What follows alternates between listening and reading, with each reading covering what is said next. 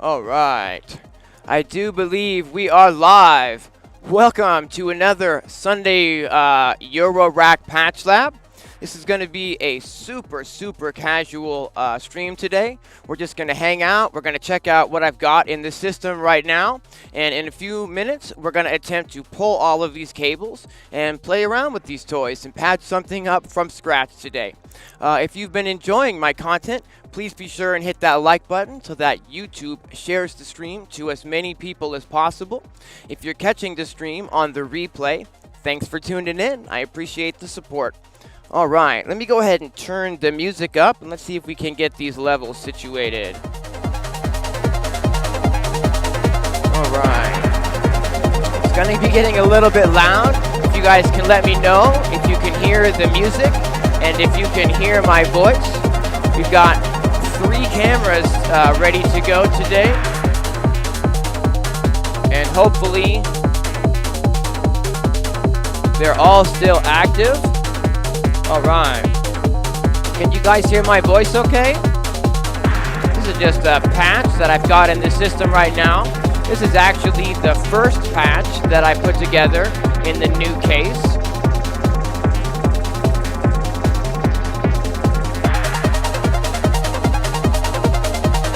All audio okay. Hey, thanks, Steven. I appreciate that. What's happening, Jamie? What's happening, Ed? What's happening, Wall? What's happening, Tony? What's happening? Get your mind right, crew. All right. What's happening, Sean? Thanks for tuning in, everyone.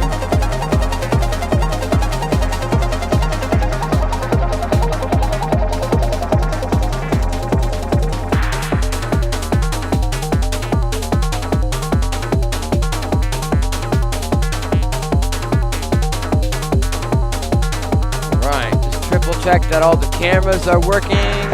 Good deal. All right.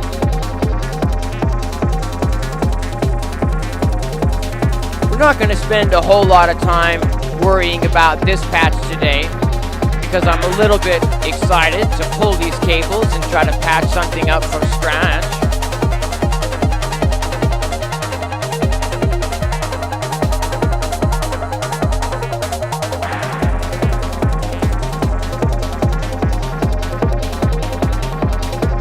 Alright, I think we're going to go ahead and start trying to pull these cables and patch something up today because we've got quite a bit more cables than I would normally have, and I'm not exactly sure how long it's going to take to pull these. So this is going to be an interesting experiment today as well because this is the first time, you know, with working with so many more cables.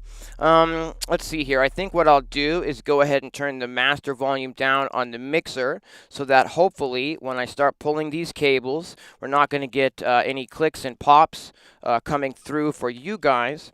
And I'm going to try to be, you know, pretty methodical and pretty careful as I pull these cables, but I'm also going to go a little bit quicker than I would normally go for the purposes of the live stream so that we don't get super bogged down in this step of the journey today. So this would be a really great time to grab yourself a cup of coffee if you plan on hanging out for the patching today, as we go ahead and just pull these out and try to get started. If you are interested in maybe hearing more of the jam that we just heard a little bit of, and now that I'm dismantling here, that music is in the time lapse that I did, where I did a time lapse where I put all of the modules in the case a couple of days ago, and then put that patch together so I'd have some music for that. And let's see here. Just going to keep unpatching.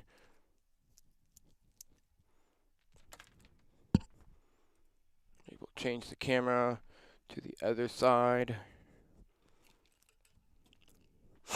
And I will try to keep up with the chat today as well. If anyone has any questions at all, whether they be Eurorack related or music production related in general, now might be a really great time to ask any questions at all because we've got a few moments while I keep pulling these cables and I can answer any questions.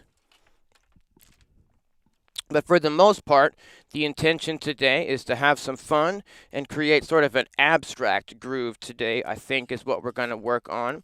One of the new modules that I've got recently is the assimilator, which is a multi-timbral sampling module, and it's actually at the heart of the case here, and it allows me to record audio and sample directly into the module, and that's what we're going to work on first today. Try to sample something to start making some music with.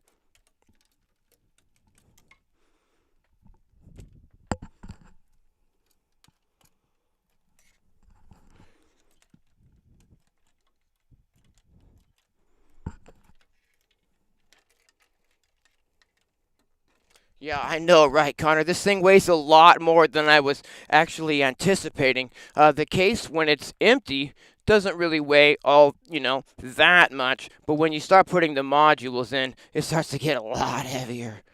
Um,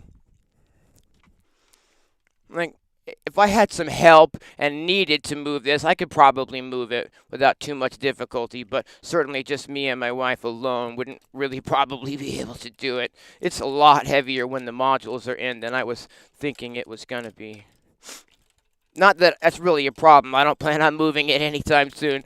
All right.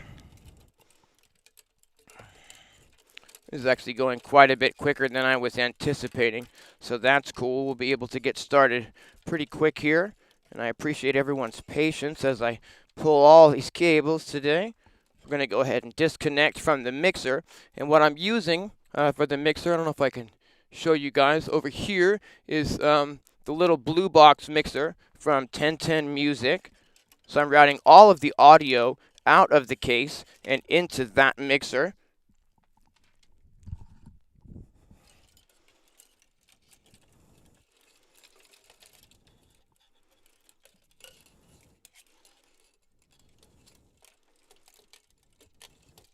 All right, we are almost there.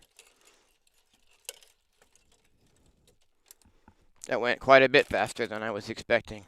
All right, now I'm left with kind of a serious pile of cables to root through, though. All right. Now, the first thing I'd like to do today. All right, fantastic. Let me go ahead and get a sip of coffee here. Thanks for your patience. The first thing I'd like to do today is go ahead and put a new module in the case. I've got, see if I can grab this really carefully. I've got a low-pass gate module from Pittsburgh Modular that I'd like to go ahead and put in the case first thing today. And what we're going to do is turn the power on the case off. And let's see here. I still got the LED lights on the case going, but the actual modules are all powered off.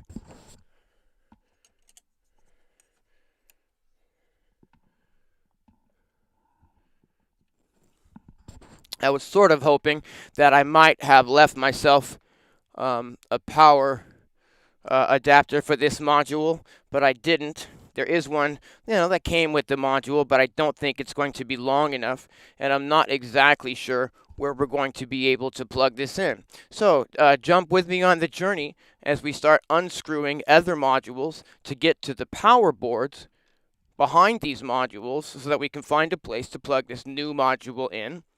One of the things that I'm really excited about this custom case is the power supplies inside of it. There are 10 power boards and no shortage of power. It's getting a little warm in here. I'm going to turn my AC on.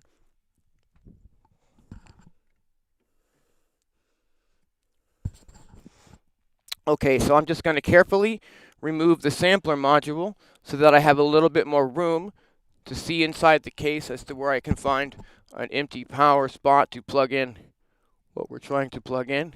And I see that I've left myself an empty power slot here. Fantastic. I just need, I'm not sure this one's going to reach the one it came with. It's not. Okay. Let's see here. Thanks for your patience, everyone.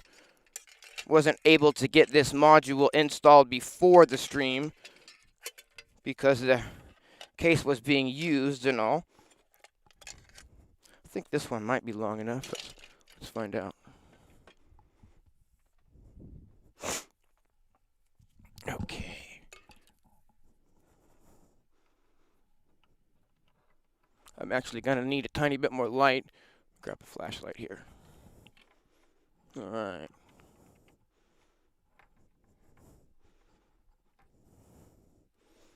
Okay. Believe that's going to get us where we want to go. No, it's not long enough. Okay. Welcome to the wonderful world of trying to get the modules to fit in the case, guys. See how we can get around this? Maybe by borrowing one of these longer ones that I've got up here, and then I can figure that out later. What we're going to do is unscrew another module up at the top here so that I can sort of get to the, the power strips behind here. Okay, pop that out. Excellent. Here we go. And now, yeah, this should give us plenty of room, I believe. Let's use that flashlight again.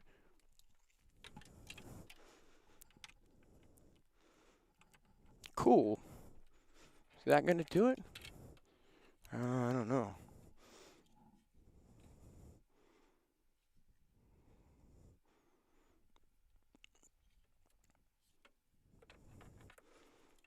Yeah, I think we can just barely squeeze the length of. Oh, that's a really tight fit.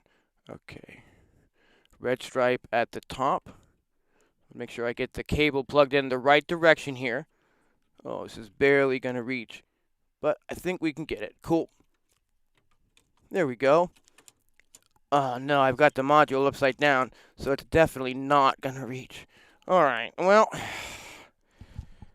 thanks for your patience, everyone. I'm going to go ahead and pull a few more modules out so that I can find an available power supply to plug this new module in. This is just sort of the, working with modular stuff here. When you're adding or subtracting modules, sometimes you need to pull a few extra modules out so that you can actually see inside of your case.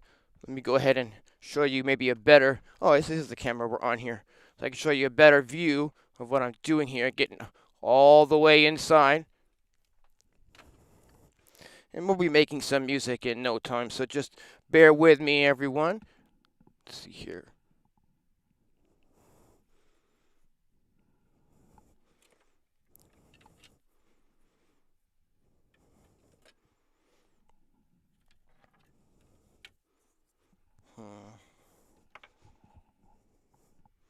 There's one over there. But really what I need is just to replace one of these modules cords with a shorter cord so that I can use the longer cord to reach this. Let's see here. I just keep pulling more stuff out and more stuff out here. But maybe, let's see here. Maybe this one we can exchange the cable on. Thanks for your patience, everyone. I wasn't expecting to pull the entire case apart this morning, but I do really want to get this module in. And so that's what we're doing right now. We are committed. All right. So I've got a pretty long one here, and that should reach for the new one I want to put in. All right. Let's go ahead and figure this out. Cool. All right. So we've got the red stripe at the bottom. Put the module in the correct direction. Okay, and that does definitely reach. Put these branches back in really carefully. Okay, cool. And now we need to put in this guy again. And I've got this one, which maybe we can get to a closer available port here. I believe we can. All right, get that flashlight back. Almost ready here, everyone. Cool. Basically, I'm just swapping out one of the power cables for a shorter one here so that I can use the longer one for the other module. Fantastic. All right. Really carefully get these modules back in place. You almost need a small crane. Yeah, right? Oh my gosh, a screwless system would be amazing. What I'm using, you guys, is I'm using these things called knurlies, and what they are is they're basically a screw with a little, I don't know if you can see that, probably not. They're basically a screw with a little handle on it, so that I don't need to use a screwdriver every single time I want to move the modules around. And I find this really, really helpful. Okay, so we're really close now. Just need to put this guy back up here.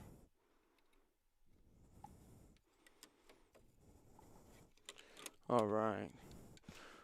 Probably going to say it more, but thanks for your patience, everyone, as I fiddle with these modules and we get started today. I got the Novation Circuit tracks in 2 days ago, and I haven't really had, that's the brand new circuit, I haven't really had much time to play with it, but I was able to turn it on and check it out for a moment. And there's a kick drum in there that is absolutely magic, and what we're going to be doing today is we're going to go ahead and try to sample out of the new Novation Circuit tracks and into the modular system. All right, and we're almost there. Why do I have an extra? Because it was from this one. Take that out for now. Cool. Just need to put the assimilator back in. And I think that's it. But it is a live stream, and we'll see if I missed anything along the way. I'm going to go ahead and just test out the power to the case real fast. And make sure that all of those modules power back up. Yeah, we're looking good there. I'm going to power down and then re-screw all the modules back in so we can work with them today. Again, thank you for your patience, everyone. The bonus about this is once we get it, everything plugged in and where we like it, we don't necessarily need to change it out all the time. All right, so there's one.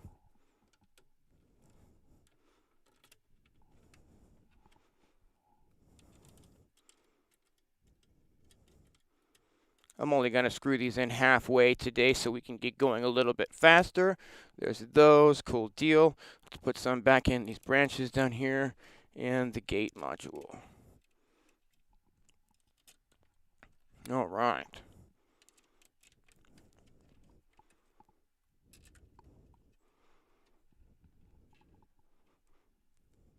Okay, and the gate module.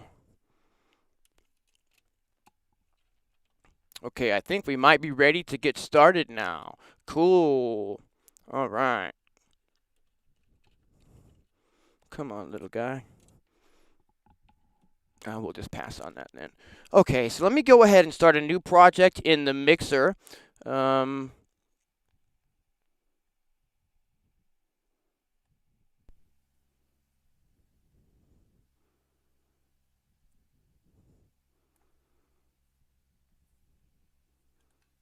I'm going to make a 12-track project for us to work with today.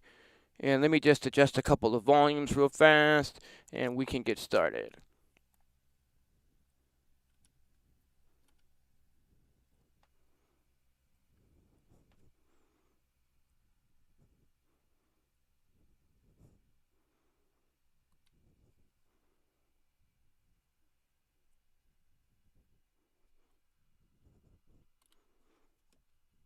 Cool. Almost there.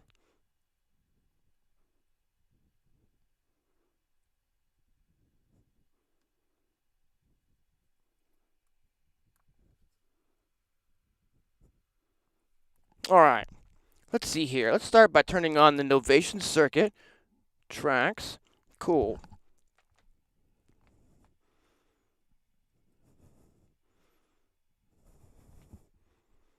Okay, and the system back on.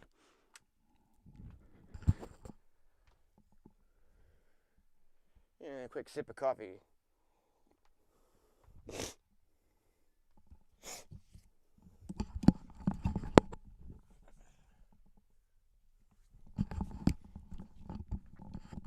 Okay.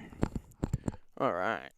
Let's see here. System back on. Good deal. Okay, so let's go ahead and plug in the module that we'd like to work with into the mixer so that we can actually hear what we're doing. Go ahead and get some cables and get that module plugged in. As this is the assimilator module from Rossum Electro Music, and it's a sampling module, and it's a really special sampling module. One of the things that makes it special is that it allows us to sample in up to 192 kilohertz. Now, a standard CD sample rate is like 44.1 kilohertz. So this is quite a bit higher than that. It's a very high resolution sampler, and I'm very excited about that feature. It's one of the things that really drew me to it. Okay, so I've got an audio coming out of there into the track 1. And we'll just set track 1 to inputs 1 and 2. Fantastic. And we're going to go ahead and take an output from the circuit tracks. We're going to plug that into the assimilator module. Switch to this camera for a sec.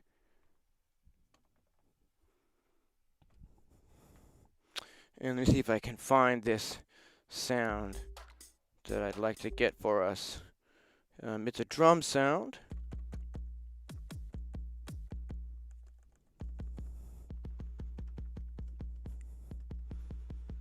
Okay, let's see here. Sample. Maybe we need a little more volume on that. So if we go in here and then out, whoops, and we can go out from here into the sampler, right? How's that doing? Is that what I need? It's getting a little more volume. Bring the master up on this for now. We'll get the levels all situated once we get something started, but it's always a little bit, iffy in the very beginning as I have no like bass level to start with. So we'll see what we can come up with here. And I will check in with the chat in just 1 second as soon as we get something actually going here. All right, let's go ahead and see. I think I need a little bit more volume on my headphones.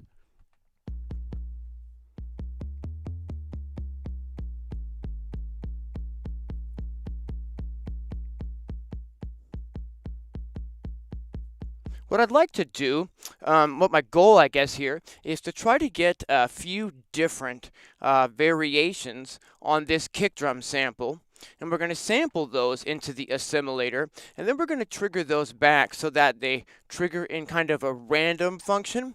That's my goal. And so, random kick drums, step 1. Let's see if we can make this happen. Okay. If I go into the sampling setup page, sampling for 1 second, probably a little too long, maybe the 7.7. And let's see if I can remember how to do this. Okay, sampling armed. I do believe we got it. We sure did. All right. So what we'd like to do now is sample a variation into that. Let's see here. Bear with me, everyone.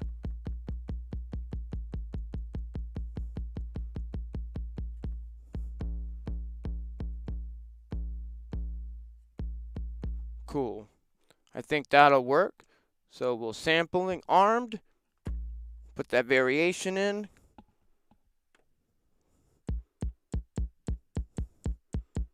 Cool, and we're going to get one more variation, a little bit longer and a little bit more distorted tone this time.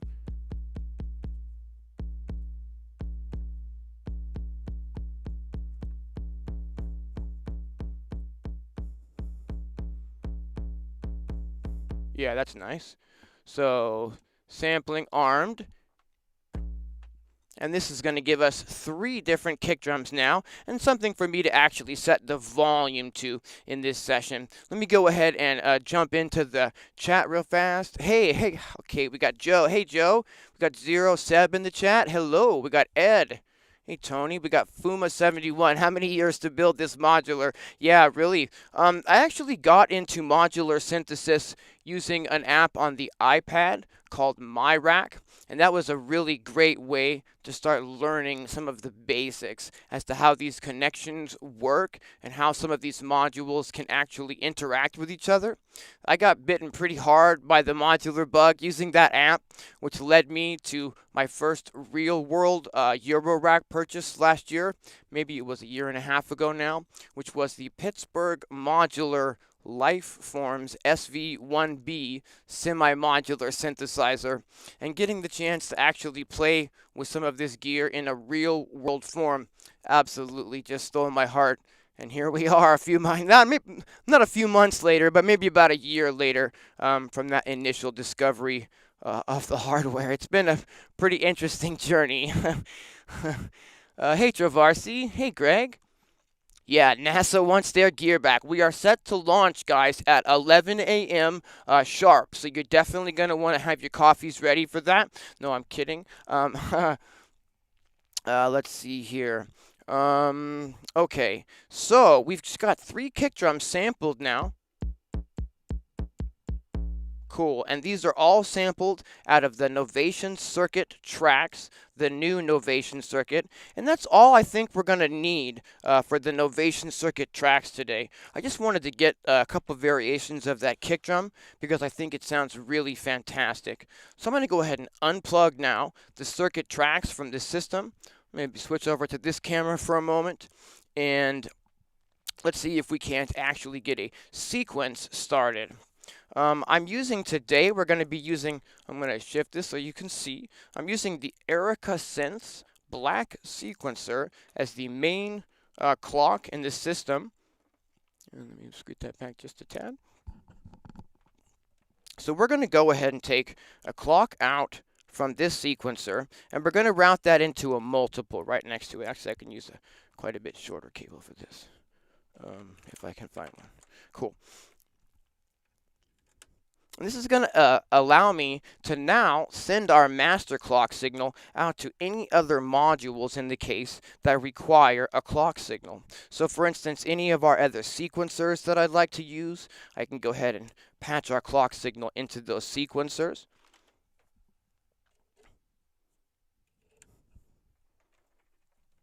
And I can also take a reset out so we can get a master reset signal. And I can plug that into another multiple here so that I can send our clock signal out to all the different modules that need clock. And I can send the reset signal out to all the modules that need a reset signal to keep everything in sync with each other and get the modules all knowing when the downbeat is. So, I think we're going to start today using one of these golden shower sequencers from Mazatron. These are 8-step trigger sequencers, and I have a row of 6 of them at the bottom of the case. I'm absolutely in love with these golden shower sequencers from Mazatron because they are super easy to use and really, really awesome for live jamming. And let's go ahead and get one of those started today. Cool. I'm gonna need that AC coupler, which got vanished. Let's see here. I'm gonna take a reset signal and send that on over to the, I need a splitter cable. Pardon my reach, everyone. I believe I have some back here. Yeah, cool. I thought I had everything I needed out, but I guess I need a few more still.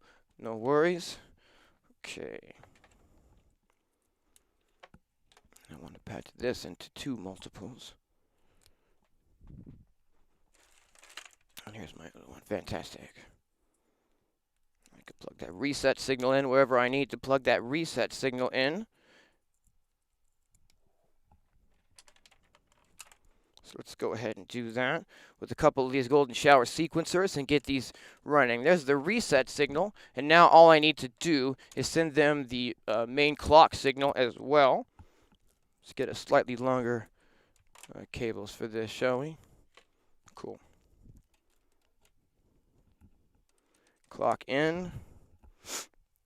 Clock in. All right. And now what I've got here is I've got, just a play button on the sequencer, and when I press play, it's going to send all these signals out to the 2 golden shower sequencers that I've patched up over here. And I can just press play and get those running in real time. So play, and you can see them start moving, and those are now moving in time and in sync with the black sequencer. All right, let's go ahead and take a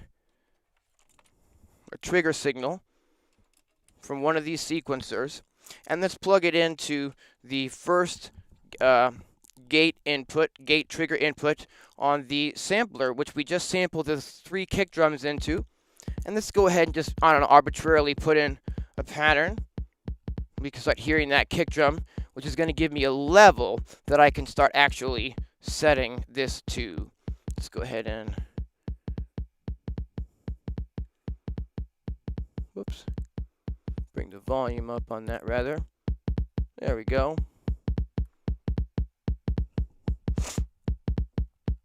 And I believe we can go in here on these samples and make them all one shots, and they'll play the full sample. Cool. Okay, now I can go into the level, and I can, yeah, now we're talking. All right, bear with me, guys, while I just get these levels in line so we can start patching. All right.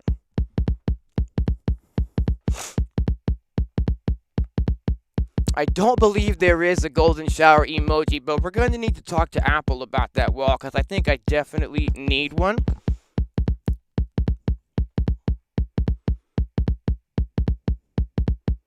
Yes, Sean, for the golden showers, I need to use the AC coupler. And what I would like to do is to maybe just put one of these AC couplers in like a 2 HP here, so that I don't need to use the external one. And then I'll just like hopefully find the passive multiple to put here as well. When I tried running the AC coupled signal into the powered multiple, it wasn't really liking that. Like maybe the resistance was building up, how we spoke about.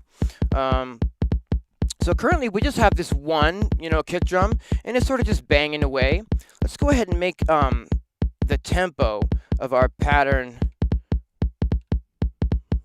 Let's go back to this one first. Cool. And stop. And where is that for pizza? Oh, I just roll it, right? Yeah, cool. Let's make the tempo a lot slower to start us off with today. I'm going to go down to like 115 to start us off with. Okay, so we've got a trigger signal that I can, start and stop this sequencer here using our main sequencer. And we've got a trigger signal going into the assimilator, which is triggering that kick drum that we just sampled. Normally I would take the time to have, cables that are the appropriate length for each distance, so you don't get a whole lot of extra flop and stuff. But, my cables are kind of over here in a pile that we just pulled, so it's going to be a little bit cable heavy today, likely. But what we're going to do is we're going to go ahead and start making it so that the trigger that we've just set up will now trigger more than one of those kick drums, because we sampled 3 different variations of the kick drum, okay? So I'm going to use a module from Mutable Instruments, and I actually have 3 of these modules. This one is called Branches, okay? And it's a Bernoulli gate is what the function that it does is called. And basically, we run an input signal. This is a trigger signal, right? So this is the triggers that are triggering the kick drum, the rhythm, and I run that into the input. Now, it has a knob up at the top here, and if I put that in the middle, okay, it basically, every time it receives a signal at the input, it does like a virtual coin toss, and it kind of decides whether it comes out of the heads or the tails output, you know what I mean? And I can move this knob over here and point it more towards one side or more towards a different side if I want the probability to sort of favor one output or the other. Okay. I hope that made sense at all. So what we'll do is I'm going to plug that in for now. I'm going to put the knob right in the middle so that it's like a 50% chance which output it's going to send the trigger signal to. And I'm going to plug one of those outputs into the first kick drum, and I'm going to plug the second output into the second slot here. And now, every time it receives a trigger signal, it's going to kind of roll a virtual dice and decide which of these kick drums it's going to trigger randomly. Let's see if we can get that playing. It doesn't want to. Did I what did I do here? Did I lose power to my Bernoulli gates? Uh-oh.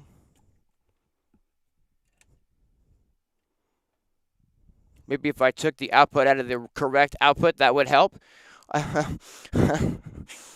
Big tip from your Uncle Dean. Always take the output from the correct output. You'll be surprised how much that helps you. Okay, here we go. Let's try it now. Hey, there we go. And what's happening now is, again, we're getting two different variations on this kick drum. If I push all the way to the left, it only plays that first kick drum. But the more I turn the knob, the right, the more it starts to increase the probability that I might trigger the second sample. And if I roll it all the way to the right, you know, now we're just banging that second sample only. It's a little bit clicky. So what I can do is I can go in here and turn a smooth setting on, which will help a lot with that clicking. Maybe not as much as I would like, but not bad.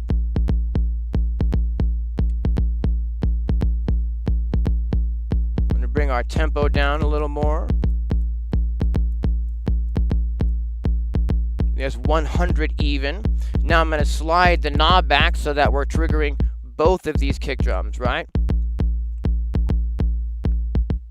But that it's sort of a random as to which one we're triggering.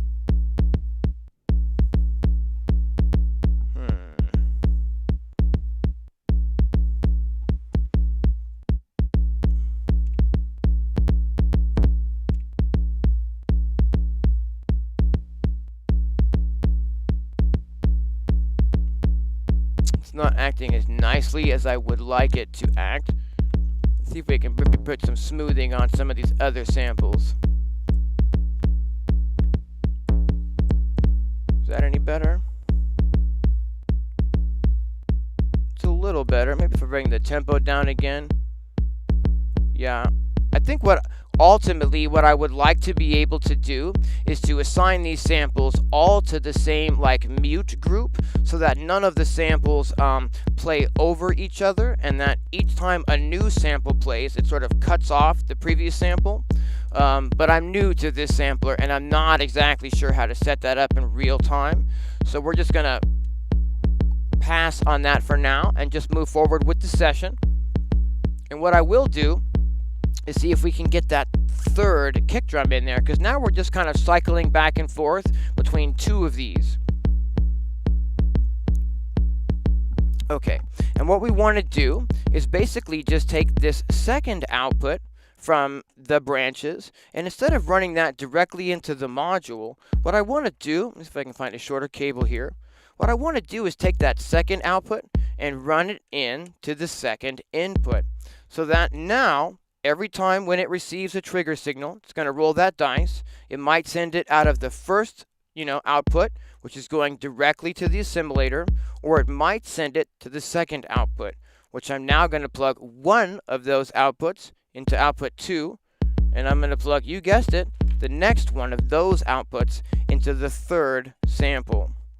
Now, on the chance that that the coin toss sends the output out of the second output, that output goes down to the other Bernoulli gate, which rolls another dice and decides which of these two outputs it's going to come out.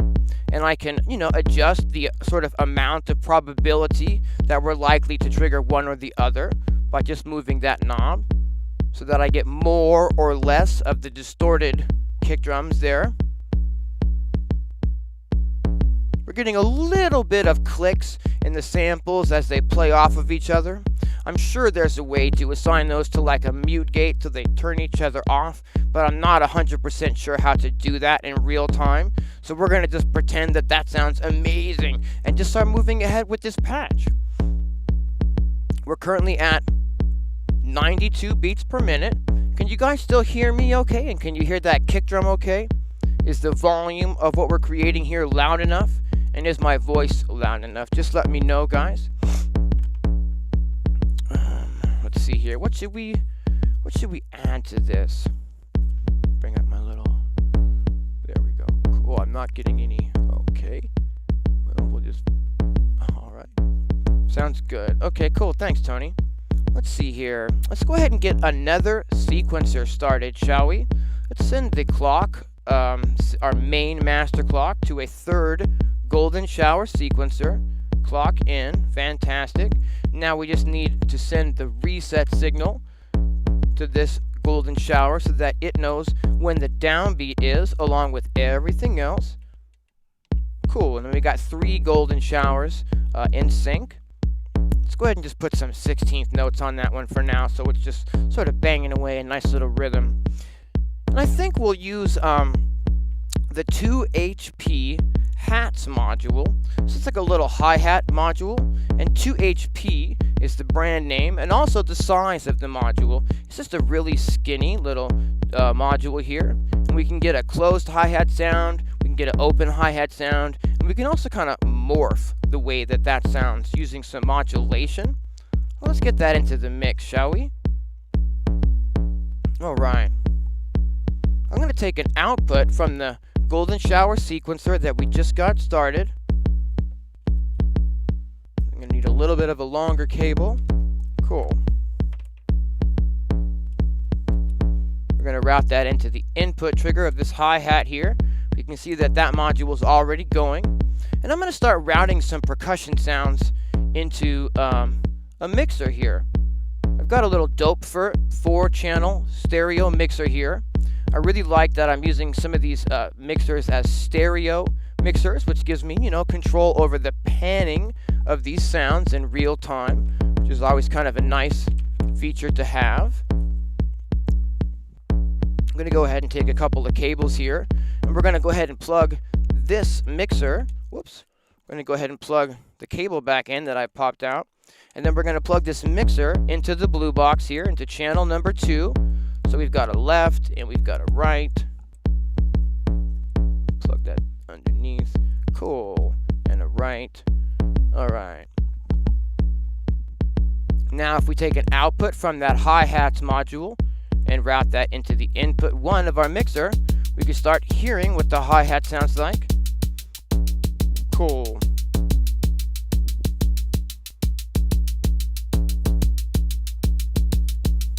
I really like to run these 2 HP hats through a really gentle filter from Mazatron, the Mazatron quad cutoff filter. And what that does is it sort of puts a really nice smoothness on the top frequency spectrum here, so that we're not getting too much of a high piercing high end from these hats. Just gonna check in with the chat for 1 second. Yeah, apps are hard to learn sometimes, Greg. I've got a really beginner-friendly tutorial series on MyRack for the iPad, where we're just doing the absolute basics of getting started and learning how to patch some modules together. If you haven't seen that series and you want to get a little bit further into, Eurorack or modular synthesis, definitely check out my tutorial series on MyRack for the iPad. Need a ripping snare. Yeah, we're gonna get there. Loud and clear. Kick could go up. Thank you, Connor. Alright. Exactly. Wall's got it, you guys. Start by using your semi-modular gear to its potential and then work up. Well said. Exactly. Alright, we're gonna go ahead and bring the volume back up here. I think I'm just gonna push the level on my mixer the tiniest little bit here. Cool. Now I can adjust the rhythm of the hi-hat by just turning this knob on the golden shower sequencer and get any sort of rhythm I want to, come out of. This is the 8-step sequencer. It's sounding pretty good. Let's go ahead and get some modulation happening on these hi-hats. What I'd like to do is use a sample and hold module and assign that to this open, so we can get more of a variation happening on whether the hi-hat is sort of an open hi-hat sound or a really tight closed hi-hat sound. And we can achieve this really nice modulation here using, let's see, I'd like to use the DivKid. This is one of the things about having a new setup, is all of my modules are now in a new space, and I need to kind of relearn the layout here. But what we're going to be using is we're going to use the DivKid random step module, which is a really great sample and hold module. And what we need to do is we need to start by getting this module knowing what our tempo is. So I'm going to take an output from our multiple that has the master clock, plug that right into the random step module. And now we're getting some sample and hold signals coming out of that, which I can plug directly into our hi-hat module if we want to. And we'll take a listen to what that sounds like. It should be pretty dramatic and evident what we're doing right off the jump here to that sound for the hi-hat. Or not. There we go. Let it play for just a moment. You see how we're randomly getting kind of an open and a closed hat now? Hey, what's happening, Vortex? Thanks for tuning in. Hey, what's happening, Sai? Yeah, just wait, Teddy. We've barely got started yet. There's going to be a lot more cables in a minute. So, can you guys hear how this hi-hat sound is sort of randomly doing an open hat now? We'll just wait for it. It's very random. See, there we go. I think we're going to leave it like that because it's not happening so often that it's distracting. That's sounding pretty good, I think. We can also tune the, the pitch of this hi-hat sound. Get really high pitched up here. Or down here, really kind of metallic-y. I think we're going to leave it sort of in the middle to start with. Alright, so we've got this kick drum that we sampled 3 different kick drums into the assimilator module. All of these kick drums came out of the new Novation circuit tracks. It's the same kick drum, basically, just with a little bit more distortion and filter setting tweaks on a couple of the variations there. And what let's do now is figure out maybe some other percussion that we could add to this, what we've got built up so far. I've got, let's see here. I've got the second golden shower that we got running in sync with the groove. That doesn't have anything assigned to it yet, so that might be a great option to use.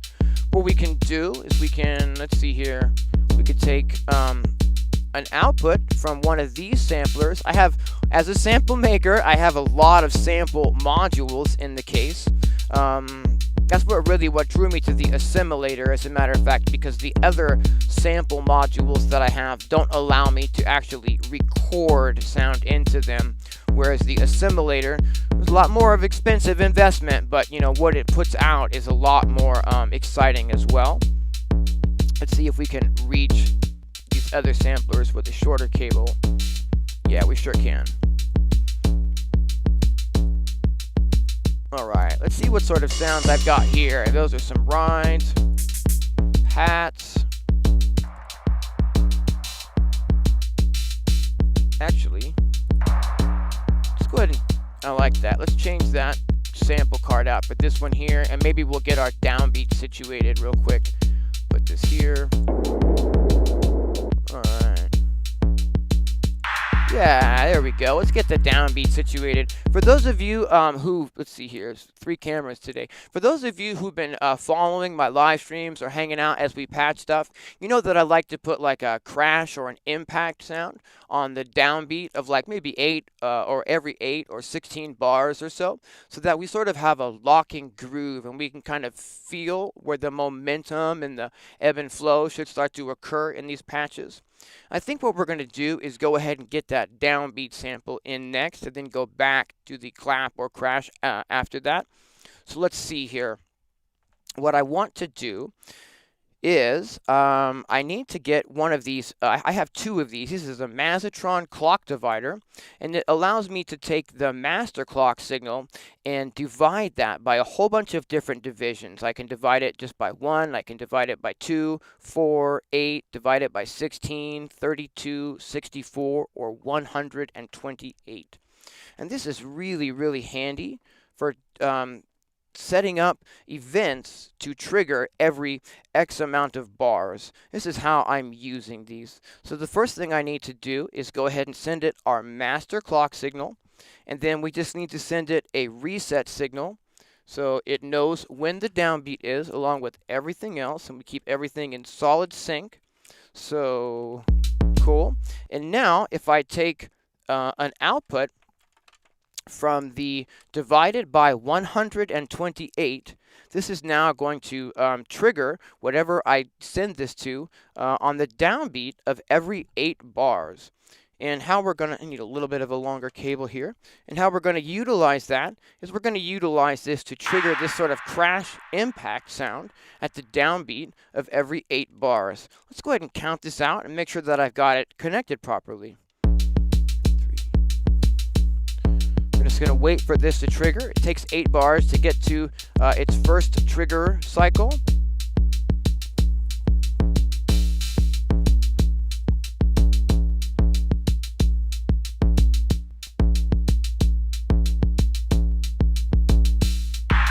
Two, 2, 3, 4, 3, 2, 3. I think I got it. And 4, 2, 3, 4, 5, 2, 3, 4, 6, 2, 3, 4, 7, 2, 3, 4, and 8. If I'm right, then the crash comes now. Nope. Oh, very close though. I think my count was off and the rhythm is actually probably correct. So let's go ahead and run that again. Then I'm just going to leave that there for now as we start working on the clap. And if it's a little bit out of sync, I'll deal with that as necessary. Alright. Go ahead and route a third sample module in here. Cool. This is a sample module, Tip Top Audio 1 sample module, and they have little SD cards in there, and you can load up to 256 wave samples on the card. Then we can kind of just scroll through those as needed until something kind of jumps out at us that we like. And let's go ahead and send a trigger input from this second golden shower module here into that clap sound. And what we can do now is just sort of scroll through some different samples. Wow, those are loud.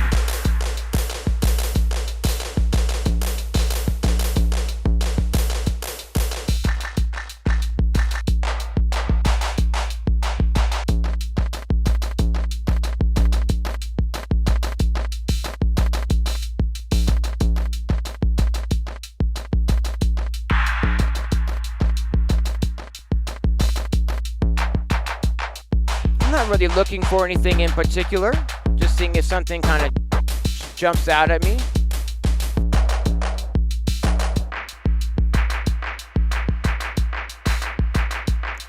Is there anything in particular that you would like to see on True Sounds?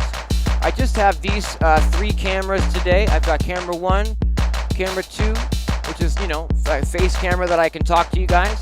And then this camera over here, I can kind of pick this one up and move it a little bit, but I'm having to hold it when I do that. So I can kind of show you specifically, but I don't have one that sort of hovers here because then I can't really use the case around it so much.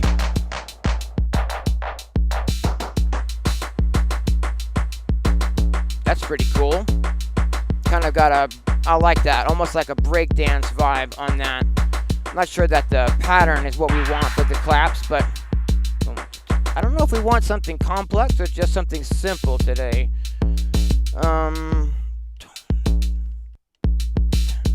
Maybe we just want something simple. Let's try this maybe.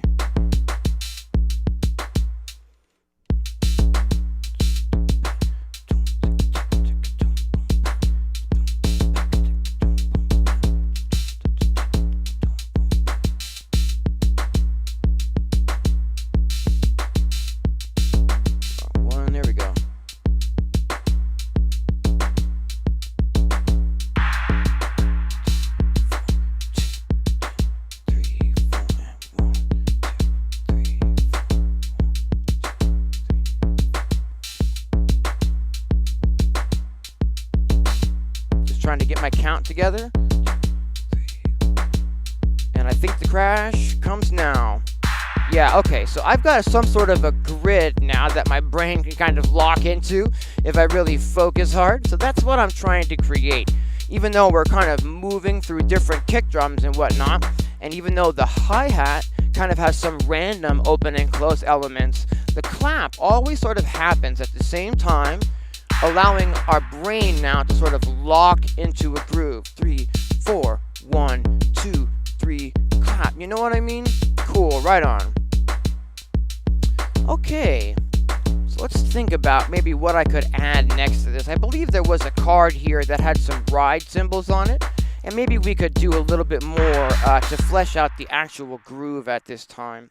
So what I can do is we'll need to go ahead and just route our clock into these golden shower sequencers here. So I'll take, if I can find one, a slightly longer cable. It's either really long or not long enough. It basically is what I've got a lot of here. Let's go ahead and just do this one over here because I can reach that easily with the cables that I've got handy.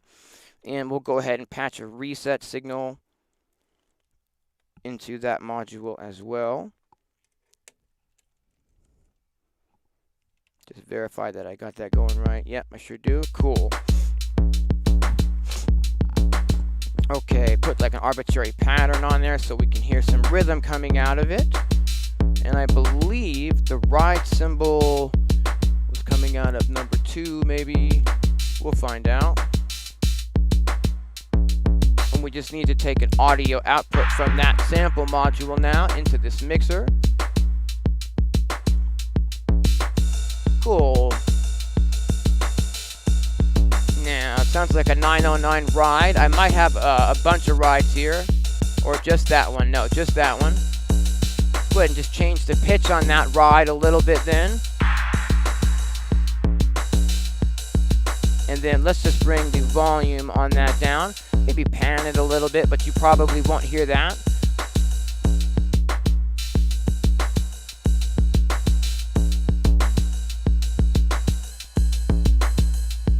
Bring the pitch up on that ride one more click. Hey Luke, thanks for joining. Hey Joshua.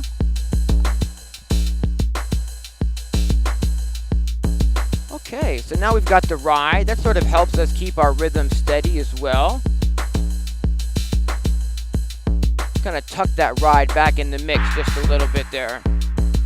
All right. So for those of you who are just joining us, what we did is we started today by sampling 3 versions of the same kick drum out of the new Novation circuit tracks, just for fun. So we have 3 variations that are randomly triggering on our kick drum. We're using the 2 HP hats module to get a little bit of hi-hat action. And I've done some sample and hold modulation on that hi-hat, so it's randomly opening and closing. Then we've added kind of a downbeat impact sound to help us kind of keep our brains on the grid and know when the downbeat is every 8 bars. And now I've added a little bit of a ride sample so that we fleshed out our rhythm, and we've got something maybe we could add some melodics to. Hey, thanks Vortex. Yeah, hit that like if you've been enjoying my content, guys. It really helps YouTube to share the stream to as many people as possible, and I really appreciate the support. All right, this is a pretty nice little groove. Trying to look at my volume over here. Is the music coming through loud enough? It seems like it might be a little low. Is the music low? If anyone can let me know. All right.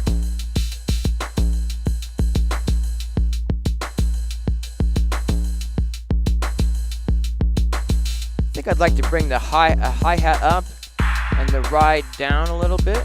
Just adjust those levels. Sounds good to me. Thanks. All right. Appreciate that.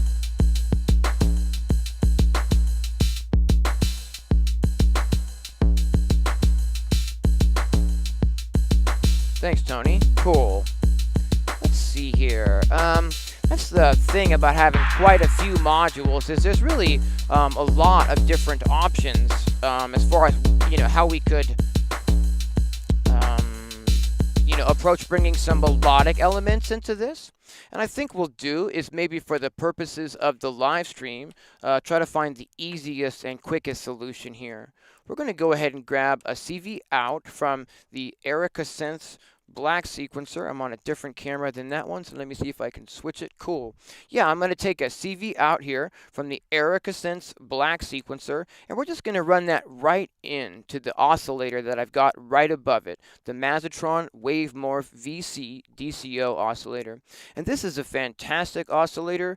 I'd like this to be here, I believe, and one of the things I really like about this oscillator is that it has a quantized setting, and when we flip that on and then I hit like a C note, it plays a C note. I don't need to worry about it like staying or being in tune per se. It just is in tune, and we're going to go ahead and utilize that today. We're going to take an output from this module, and we're going to go into an envelope module, which I've got sitting right next to it. This is going to give us control over the amplitude of the sound, the attack, decay, sustain, and release of the sound. Then I can take an output from that envelope module, and right next to that I've got a filter module, so I can take this to the input of that filter module so that we can see if I can reset these settings here. Cool. So that we can now have an envelope over the sound, and we can also filter that sound, maybe add some resonance and some drive to the sound. And let's go ahead and take an output of this into this mixer over here. Cool. And now I just need to route this mixer into the blue box. Oops, where's my... Try to find the right cables here. There we go. Cool. So of these little Eurorack mixers that I've got spread around the case, this one here is the Doepfer A138S. It's just, I have a bunch of these. I actually have 1, 2, 3 in kind of a line here. 1, 2, 3, 1 in each row. And they allow me to, route mono signals into them and pan them left or right if I want to, and then take a stereo output into whatever I'm routing all of this into, which today is the 1010 blue box mixer. I'm going to go ahead and take a left out into the left input of the next available track here, and the right out. Cool. That should give us some volume over the bass. Let's see what we've got going here. Need to send a gate signal out of the sequencer into the envelope module. There we go. And you can hear now that we've got a little bit of volume. Whoops, wrong. On sort of a bass sound.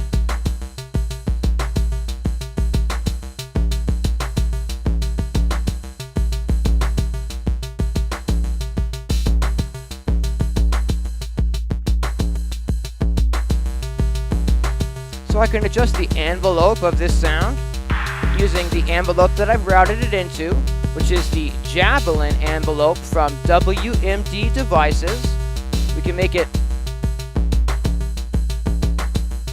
really tight so that the kick drum kind of is the longer sound. If I make it longer,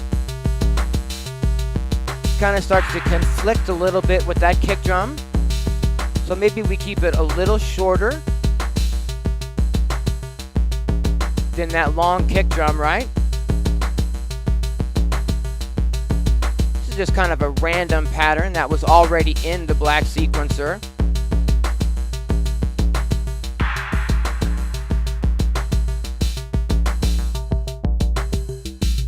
We can filter that sound.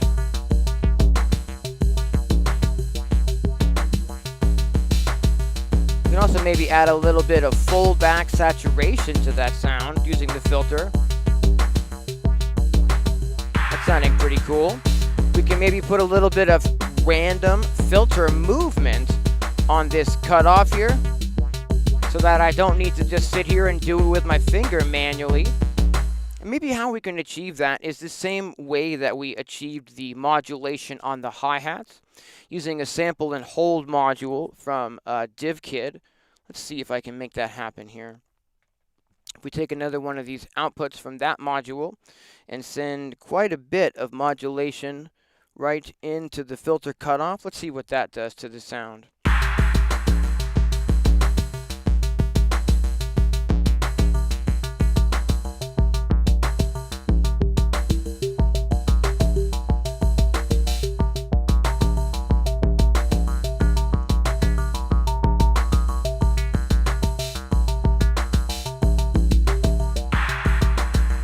Getting a little bit of subtle movement built right into that filter now.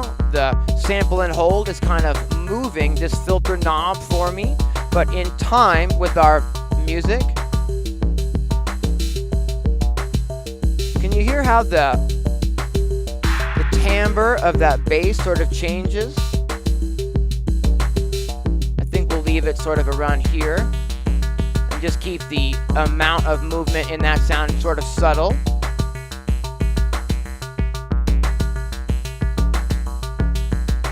Maybe we'll go ahead and randomize the actual melodic content here and come up with a new sort of melodic pattern. The sequencer has a nice randomize feature that allows us to do that. Let's try it again.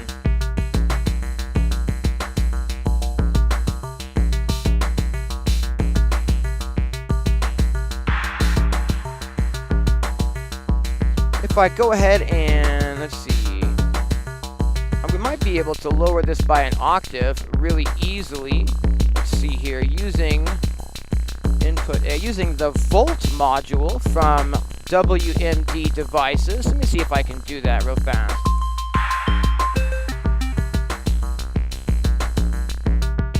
Yeah, now we can get it an octave lower super quickly and easily so that it's more of a bass tone. That's nice. Can maybe tweak a little bit with the timbre that's coming out of the oscillator.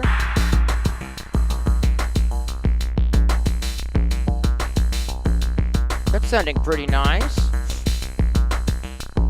We can maybe even do a little bit of extra modulation on the timbre of the module itself by taking an extra sample and hold output from the DivKit random step module and routing that into the waveform changes here on the Wavemore VCO.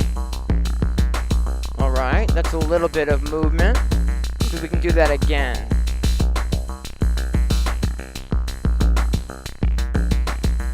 Alright, we're getting a little bit of extra modulation on the actual waveform itself now. Getting the whole groove a little bit sort of random. Yeah, I like that.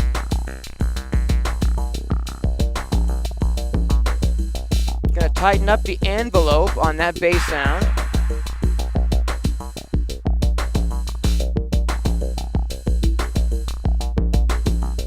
Well, right now we're in the key of F minor, Connor. I can change the key to a lower key, but I'm pretty comfortable with this key, I think, for today. 3, 4, 2, 2, 3, 4, 3, 2, 3, 4. Making sure I'm on grid. 4, 5, 2, 3, 4, 6, 2, 3, 4, 7, 2, 3, and 8. We're gonna get the crash now. Okay, so yeah, I'm on the grid and I'm feeling that groove that we're putting together a little bit. Kind of an abstract one so far. I kind of like that. Do we want maybe the bass even tighter?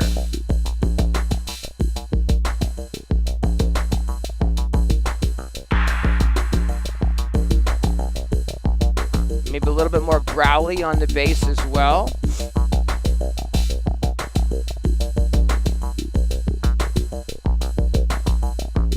Alright, let's see if we can't get some sort of melodics to happen over the top of this drums and bass groove then. Kind of a funky one there. Let's see here. Switch cameras. Cool.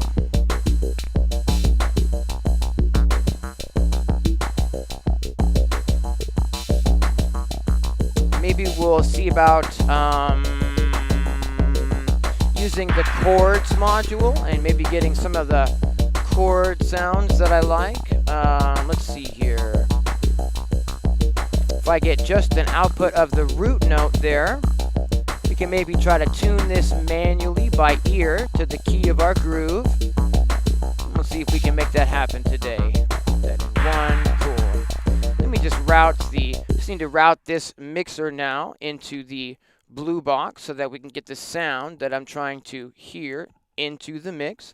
So I'm going to route this into the next available, inputs on the back of the blue box here. Cool. Make sure we got both left and right out of these. Fantastic.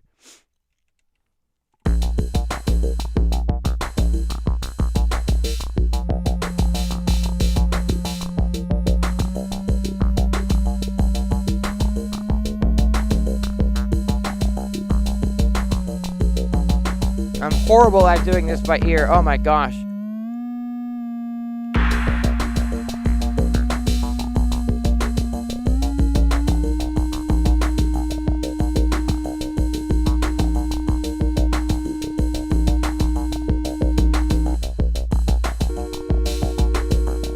Is that in key? I think it is.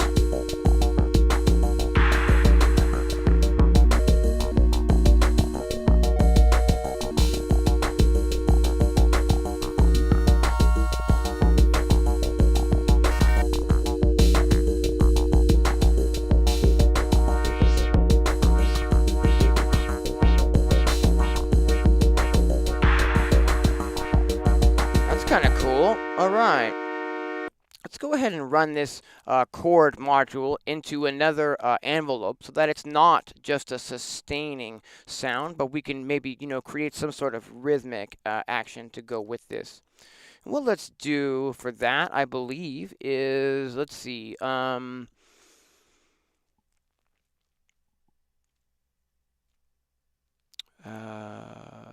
we go. Take it out of this one here. We're going to use another javelin envelope to route this. We're going to go ahead and take an output from the mix out of the qubit chord module. We're going to route that in the input of this envelope. Ooh, kind of a tight fit. Barely reaches. Okay, but it does reach. And then we just need a gate signal to trigger this envelope. And I think the golden shower might be a great use for this again. So we're going to go ahead and set up the output of another golden shower to trigger the envelope, the gate sequence of this envelope. All we need to do is let the golden shower know what our main clock is. So we'll go ahead and patch in an output from our multiple with the master clock in it to send to this sequencer. So now it knows when, it knows what the tempo is we're running. I'm going to give it a reset signal as well so that it knows when the downbeat is. Cool. Now we've got 5 golden shower sequencers running in time. And the rhythm on this golden shower is controlling the envelope on this new chord sound that we're adding.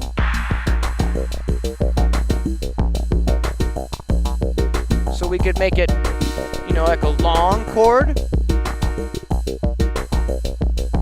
We can make it a short chord. We can change the rhythm of the chord by changing the rhythm of our sequencer.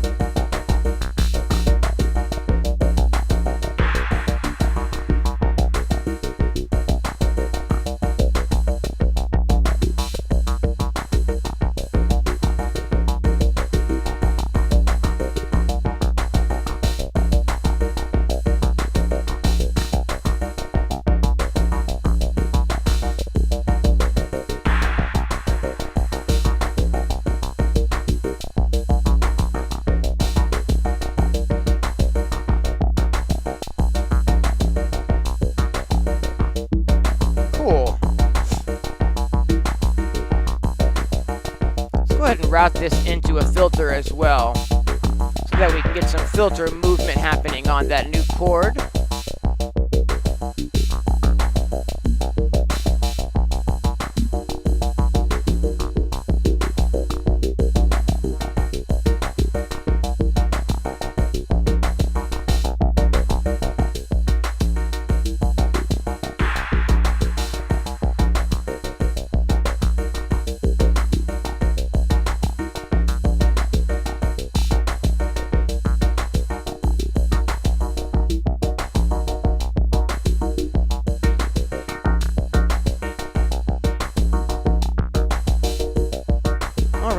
sounds not bad, but let's go ahead and get some extra life to these chords. They're super, super dry. There's no effects really on anything in the mix yet.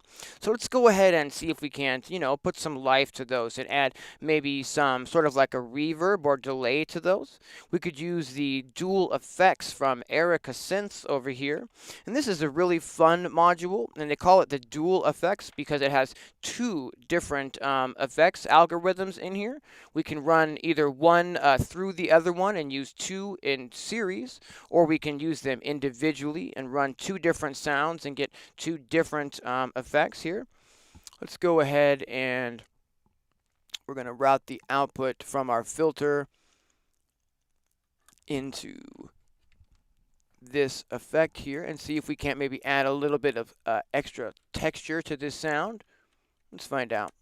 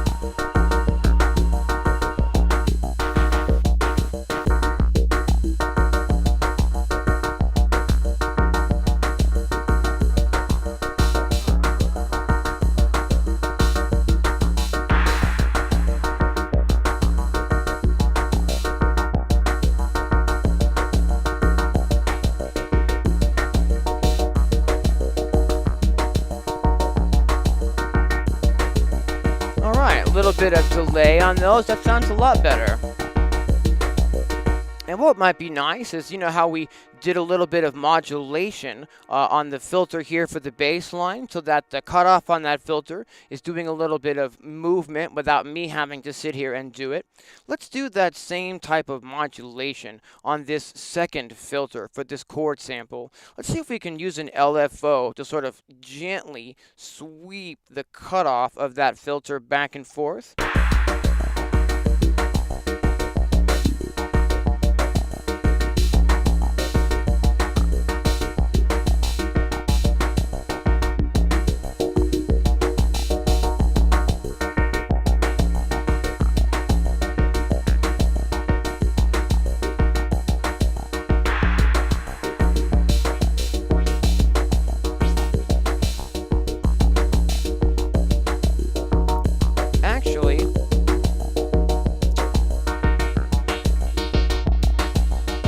Rather than sending the LFO to the filter here, maybe we want to send the filter to the Qubit Chords module and affect this instead, which is the sort of wave form. Because it kind of sounds like almost a built-in filter to the sound already right there. Yeah, let's see about doing that instead.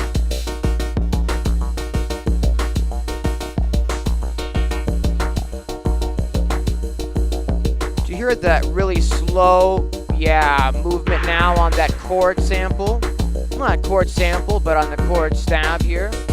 And how it's kind of almost fading in and out of the mix now. I like that. All right. Hear that filter down there?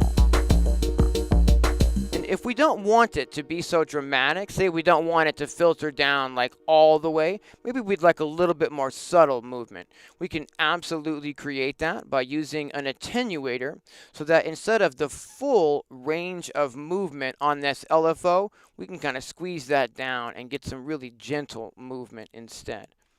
I'm going to go ahead and route the output of that where we want it. And now I have control over how much width this LFO is being sent to the module using the knob on the attenuator.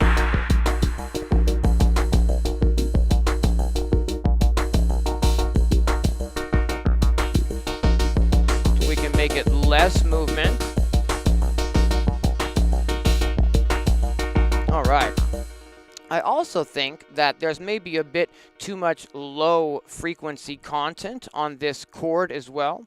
So it might be nice if we could like run it through some sort of a high pass filter and get some of that low frequency content out of the cord there.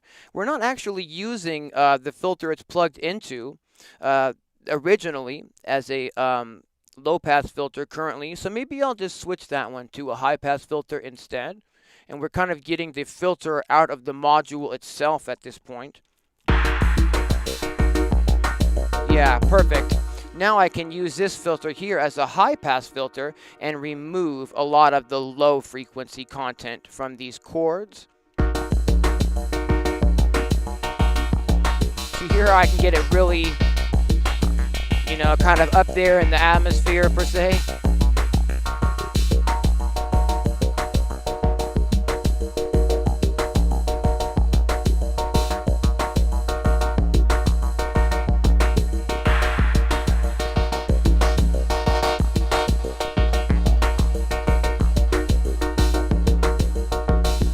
Decide how much of those low frequencies to shave off and how much resonance I want on the sound.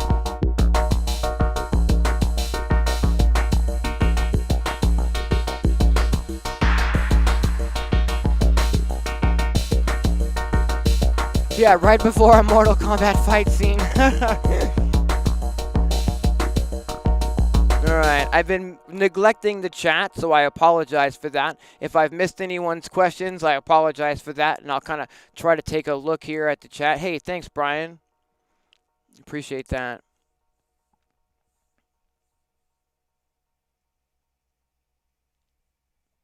Alright, if you guys do have any questions, please drop those in the chat, and I'll do my best to answer those as we keep moving forward.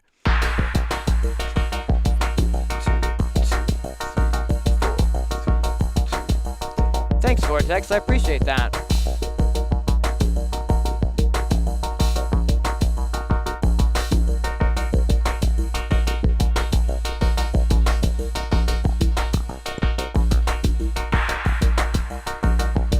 Just doing a little bit of adjustment on the actual sounds here, bringing the clap sound up a little bit.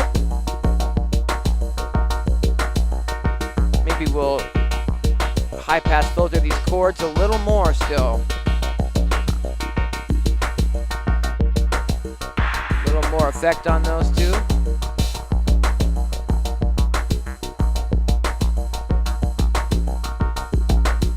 There we go. They sort of got a little bit off the grid, so they kind of have a shuffling feeling now. I like that. Can you guys hear those chords okay? Rolling over the low end that we've got going.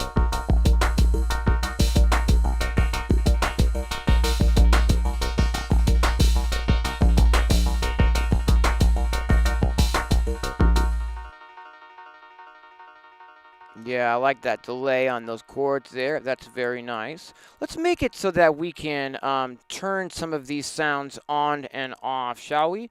I believe the first sound that we'd like to probably do that with is the kick drum.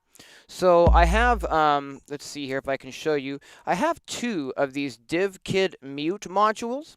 And what they are basically is just a set of 4 switches and then 8 outputs, or 8 patch points rather. 4 inputs and 4 outputs, and I just patch what I want into here, and then I can turn that signal on or off using these switches.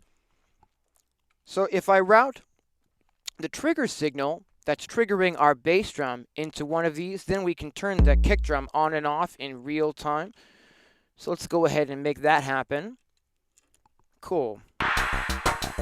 Now we can turn the kick drum on and off in real time. And let's do the same thing with some of these other sounds. Like for instance, the clap sound. Let's go ahead and make it so we can turn that on and off as well using these switches.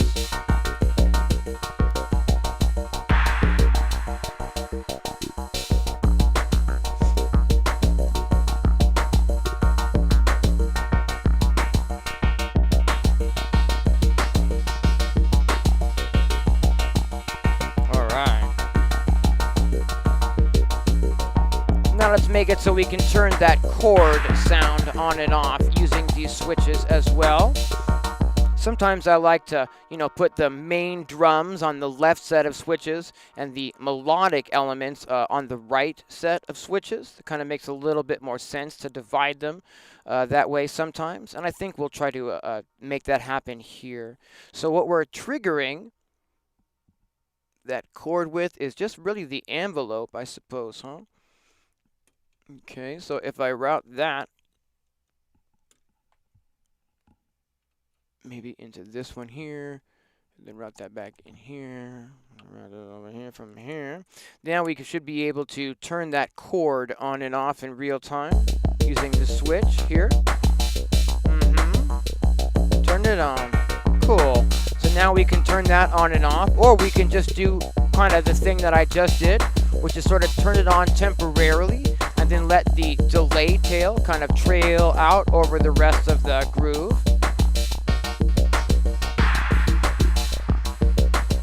Yeah, we could even maybe turn this effect up a little.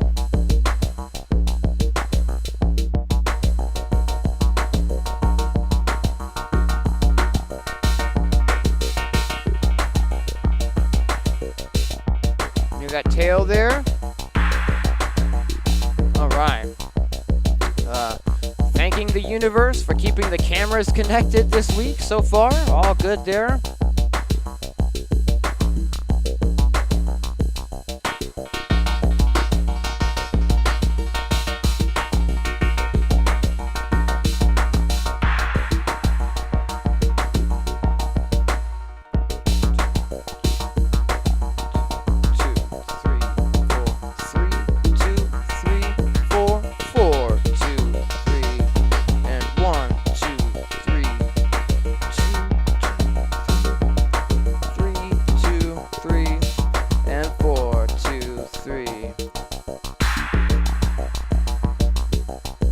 Having that downbeat crash and sort of counting along with the grid helps me have very distinctive sort of sections and know when I can turn sounds on and off and sort of keep with the groove.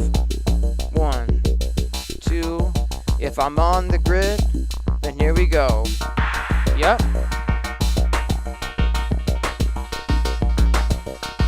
Alright, let's go ahead and make it so that we can turn that ride sound on and off in the mix, shall we? I believe it's this one here. So if we take this one here, and instead of routing this directly where we want it, let's go ahead and route it over to one of these switches as well. So now we'll be able to turn that ride symbol on and off in real time as well. And was it coming from this one here?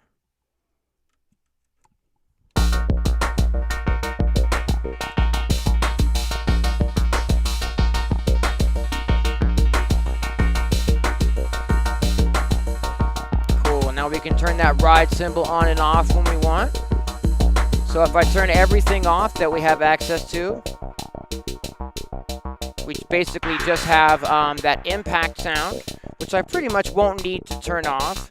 We also have these hi-hats that are kind of still running. Might be nice to be able to turn the hi-hats off in real time. So if we go ahead and make that happen, we can maybe take an output and route that directly into the switch over here on this side. And then from the sequencer that was controlling those to that switch. And now we should be able to turn the hi-hats on and off as well. Yep. So here I can turn off. We're still getting a few triggers to that open hi-hat. Sort of random from the modulation triggering that. That's interesting. I don't think I'm going to worry about that for now. But I sure would like it if this one switched both of those off. I'd have to do some, creative routing to make that happen. And we're not going to really worry about that for the live stream. But that sure would come in handy.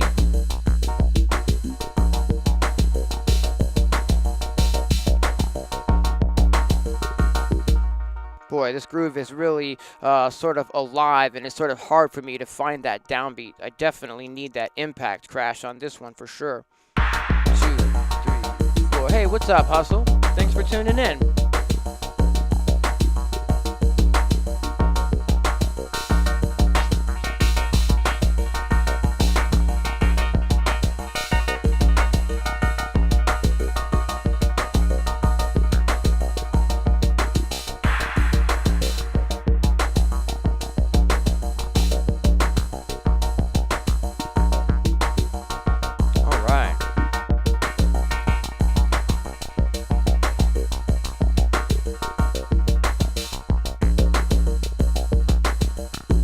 about adding some other things at this point. We could got all sorts of inputs and things we can add sounds to. Let's see what we can do. I'm gonna scroll through some sounds here from another sample module. See if we can find anything that sort of floats our boat.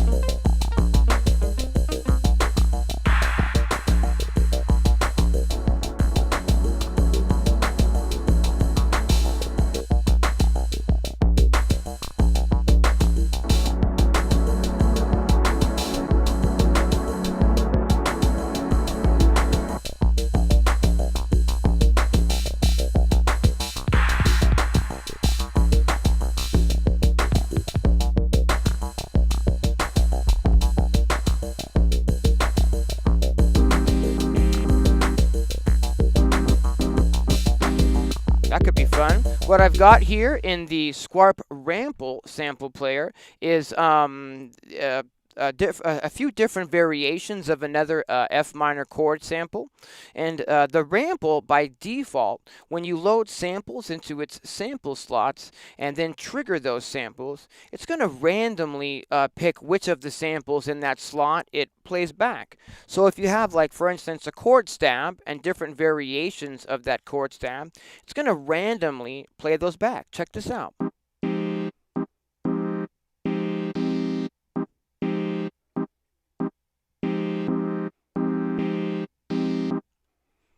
Too much, Alex, is the price for that. It was the investment of a lifetime. Let's just say that. It's taken a lifetime of dedication to this craft to kind of get to this moment. This was a very, very, very expensive investment. I wasn't 100% committed to going this far with it when I started, but you know, the more I used this sort of a stuff and these tools, the more, you know, I fell in love with them, and the more they started speaking to me, you know. And here we are, and this is sort of an investment, not only in my sound design business, you know, but also, you know, for the channel. And I'm hoping to get not only a lot of content out of this setup for the channel, but also a lot of content for future sample packs and whatnot. Yeah, so this is definitely a different type of investment for me than it would be for most people. You certainly don't need a big rack full of gear to have fun or to make music. If you just have an iPad or even just a laptop, you've got everything you need right there in your hands. Let's see here.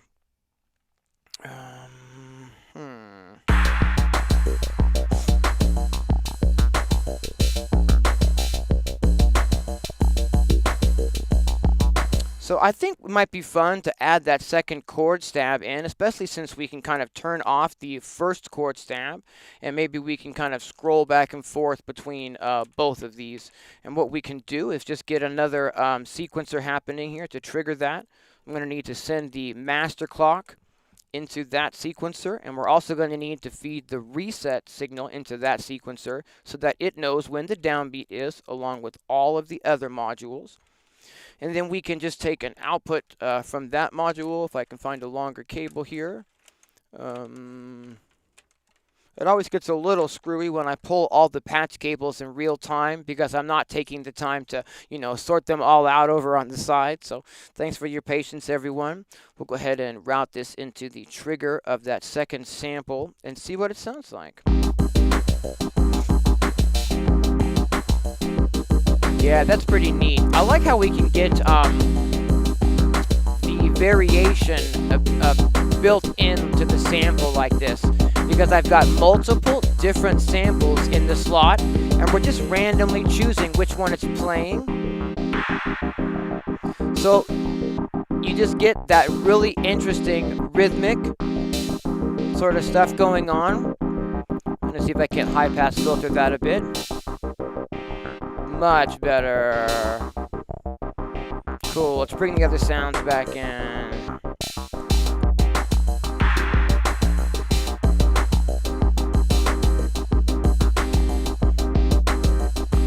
We definitely need some effect on that sound so it's not quite so dry. Let's go ahead and run this one into the second input of the dual effects from Erica Synths that we have our other chord stab running into as well. Let's take an output from that and run that one into our mixer here. Oh, that's a night and day difference already. Just to put a little bit of ambience on those second chords, right? Now, since we have the ability to turn the first chord that we programmed, since we have the ability to turn that one on and off, it's probably a good thing if I take the switch above that first chord sample and assign that to this one, so we can just roll those back and forth. Let's go ahead and do that. We're going to take, let's see, it's this input here. That's our out, so we're going to take, right, here we go. This input here, and we're going to route that directly above the chords to this one, and then we just need to route from the output of that sequencer into this switch. Cool. And what this is going to allow me to do is turn either one of those chords on and off. Let's check this out. They're both off now. And 4, 2. Here comes the first chord.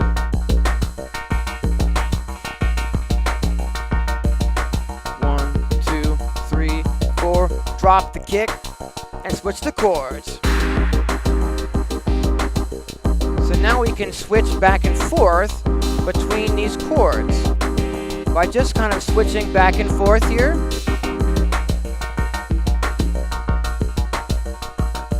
So 1, 2, 1, 2, and switch them back again.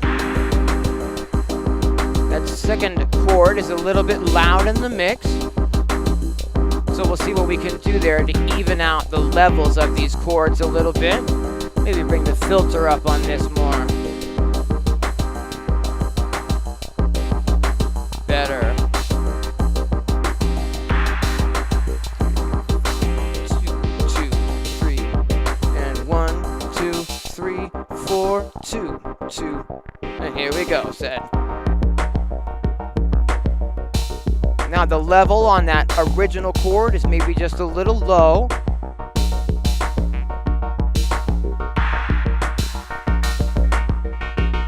But it has that movement on it which kind of brings the volume up. Let's leave that. And switch the chords back. Alright, cool. That's very neat, and we can switch the chords around manually in real time and kind of switch back and forth. But I have these magic modules here from Ritual Electronics, and they're called point-tous. I'm not sure if that I'm saying that right. Point-tous, it's one word. I'm trying to say it like two words. Point-tous, there we go. They're called point-tous. Let me see if I can get a close-up of these modules. And these are really special modules that are in my 1U row up here of the very skinny modules. There are these ones here, 1, 2, 3, 4. I have 4 of these in a row. Now what these are is these are little switch modules that allow me to take an input signal, and with the click of a button, I can route that to one of 2 outputs. So for instance, I can take, I don't know, maybe like a 16th note trigger and run one output to a certain hi-hat sound, and I could maybe run the other output to a different hi-hat sound. And then when I click the button, it's going to change which hi-hat sound is actually playing. It changes which output it's sending our triggers to.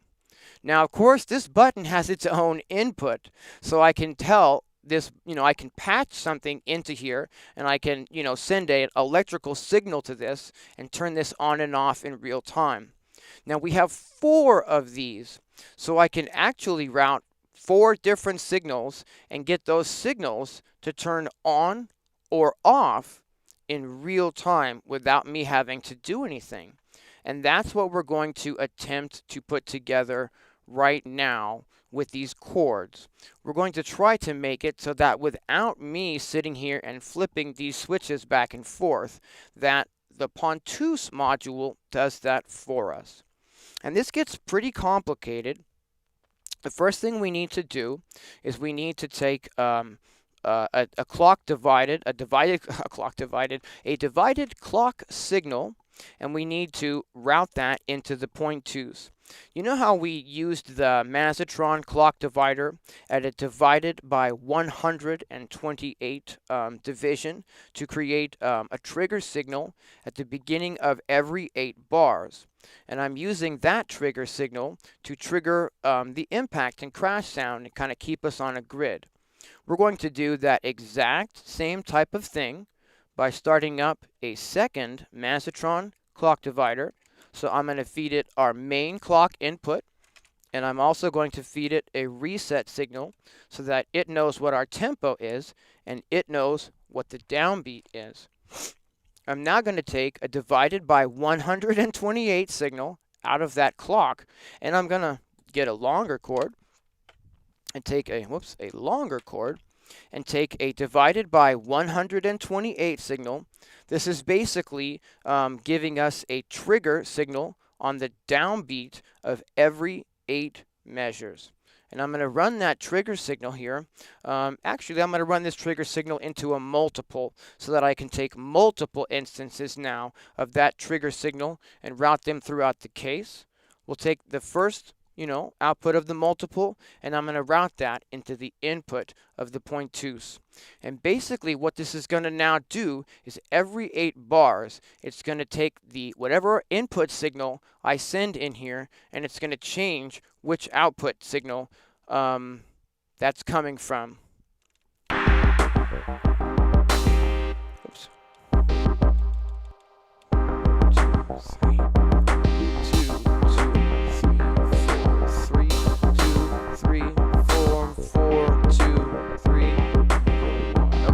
So we're getting there. Okay, so that looks like it's synced up the way I need it to be. Now I just need to think this through a little bit as to how we need to route the rest of this. Let's see here. Basically, I want to take it so that I'm not routing the switches. That I'm not routing the triggers to the switches so that I can do it manually, but I'm now going to start routing these sequencers into the 0.2s. So I'm sending the trigger signal here into the 0.2s, and I'm going to take the output of that, and I'm going to, which chord am I? It's this one here, and I'm going to use that to trigger this chord with. And what this is going to do by default is it's going to make this chord turn on and off automatically on its own every 8 bars. Let's make sure that I've got that set up correctly and count that out. 2, 3, 4, 2, 2, 3, 4, 3, 2, 3, 4, 4, 2, 3. Let me see you move. 2, 3, 4, 2, 3, 4. Now 7, 2, 3, 4, and 8. We're going to turn off the chords. All right. Did you hear how the chords are completely gone now, and I didn't touch anything? Let's wait for them to come back.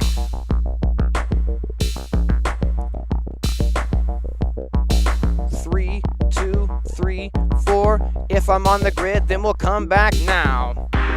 And I'm on the grid. So now, what we've created is what I like to consider an auto magic kind of ebb and flow happening in the background, where something is now turning on and off in real time, and we don't have to actually do anything. What I'd like to do is I'd like to now make it so that when that it automatically, when it turns off the one chord, that it turns on the other chord. Let me see if we can make this happen. What we're going to do is instead of routing the output trigger for that chord, instead of routing that into the switch, we're going to just route this trigger into another 0.2s module. So now the trigger input signal is routed through that module, and we're going to tell this module when to turn this on and off, the same way that we did with the other module. We want them both to be the same. I just want to take, if I'm not mistaken, this is all a bit new. It's this one here. Right. Write this out as the second output. Now, if I'm not mistaken, and if I've done this correctly, every 8 bars it will turn one set of chords on and turn the other set of chords off. Let's see if I've done it correctly, and let's time this out while I check back in with the chat.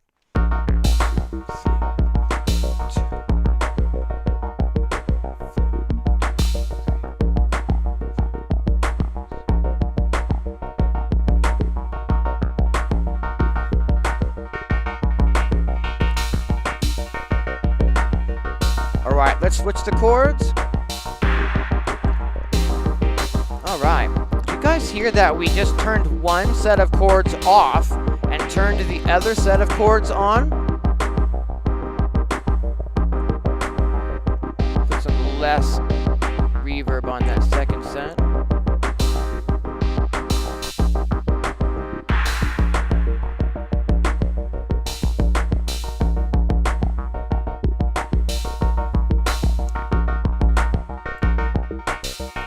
And I can still turn other things on and off in real time, like these drum sounds.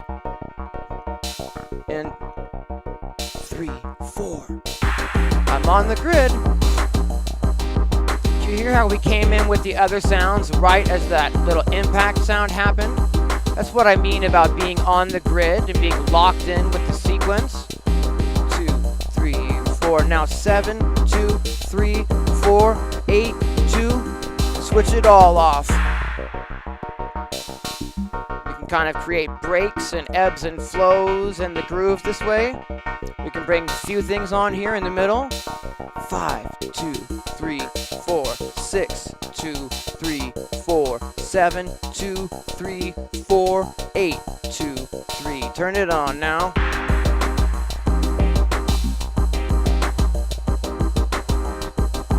Hey, we got a lot of people in the chat. Thanks for tuning in, everyone. I really appreciate your support. This is the super casual stream today. We're just kind of playing with the new setup, exploring some of these new modules.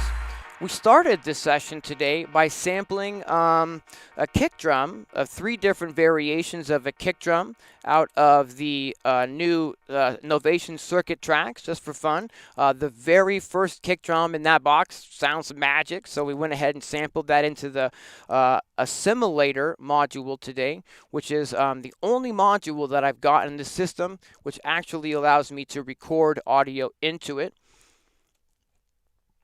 It's this guy here in the middle behind these cables. It's the big silver one. It has quite a bit of patch points so that you can get really creative with modulating the samples, like assign the CV to pitch or start and stop and all sorts of stuff that I haven't been able to explore yet. But I'm looking forward to getting a lot of use out of that one. And this is actually the first sort of, patch test where I've sampled into that and then built something around that. So I think that's going to come in really handy because it does mono or stereo samples, and you can sample in to it up to 192 kilohertz. Now, for those of you who know, a standard CD signal is 44.1 kilohertz, so a whole lot more high definition than that really high quality sample recording with the Rawsome Electro Music Assimilator module. Then we just started adding things around that. We started adding some extra percussion. We added a bass sound from the Mazatron Wavemorph VC DCO oscillator, which is, I don't know, over the last few months, really become one of my absolute favorite and go-to oscillators, excuse me. That's this one here. I have 2 of them, the Wavemorph VC DCO from Mazatron. I did a video on this module as well, a little bit of a deep dive where I take a look at some of the waveforms that it puts out, and I'm really just a big fan of this not only because of its, fancy waveforms and how we can adjust the waveforms in real time and kind of get those waveforms to dance and move, but I'm also a really big fan of the quantize feature, which I just snap that on and suddenly it's just in key. If I send it a C note, it's going to put out a C note. I don't need to worry about tuning it manually or trying to like keep it in tune with the rest of the system. They just really, really stay in sync and in tune and put out fantastic quality tones. All right. Let's think about what else we might be able to add to this groove. Bring in the rest of our percussion sounds again there. I think since we've got like a bass line and sort of a chord part that sort of bounces around over the bass line, it might be fun to see if we could put like a lead synth over some of these parts maybe.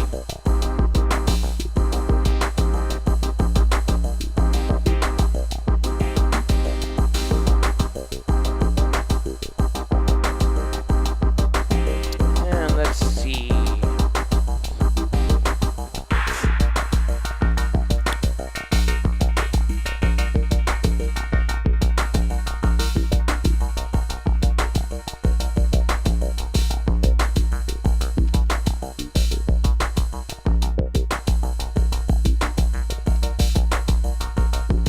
I think what we'll do is try to create some sort of a lead sound at this point using my second Wavemore DCO from Mazatron.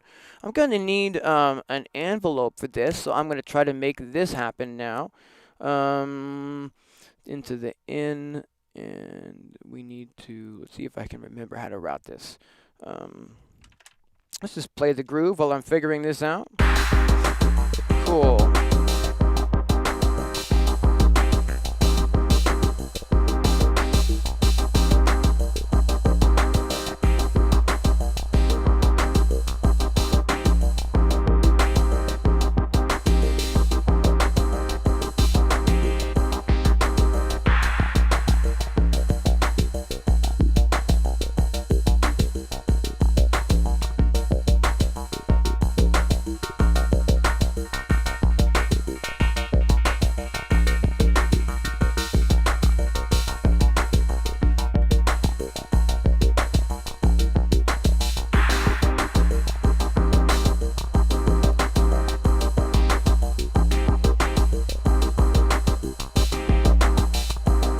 Alright, I think I just need to route this into a mixer so we can hear it and we should be good to go.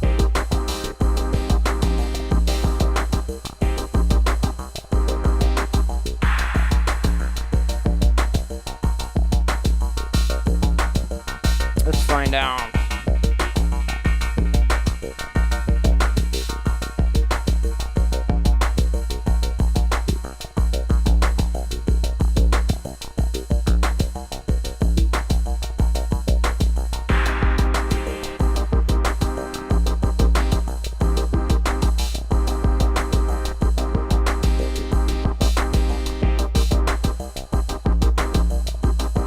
There we go.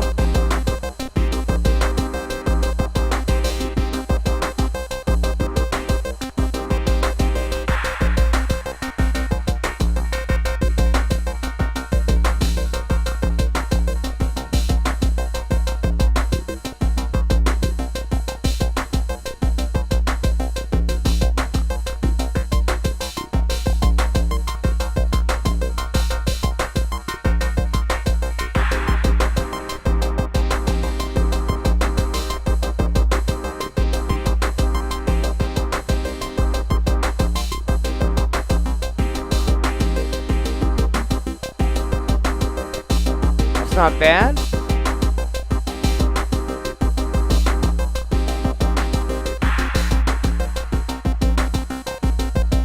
Maybe a little shorter. I think we just need to have a little bit of some sort of an effect going on this lead sound because it's pretty dry next to those chords that have like that neat delay and reverb on them.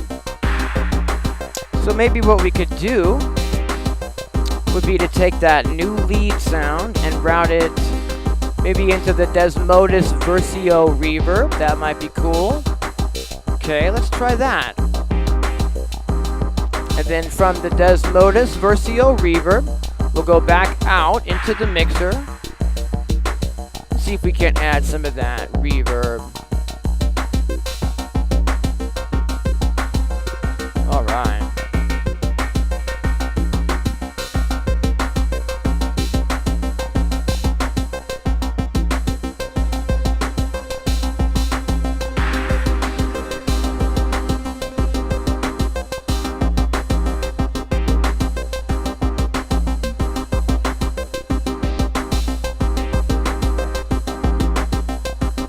Giving it a subtle amount of reverb on that new lead sound.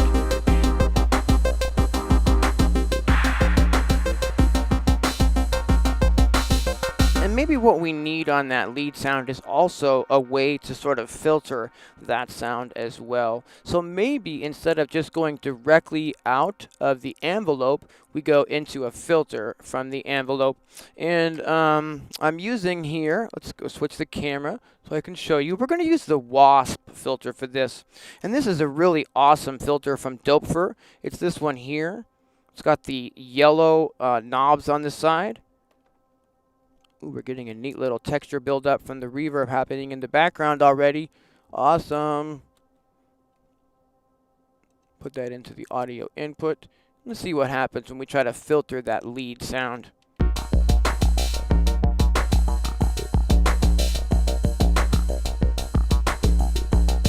What am I doing wrong here? Oh, doing this wrong again. Here we go. Yeah.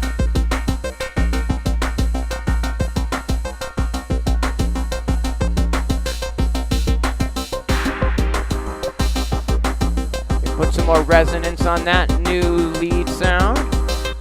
Yeah, now when we filter it down, you can really hear that resonance kick in.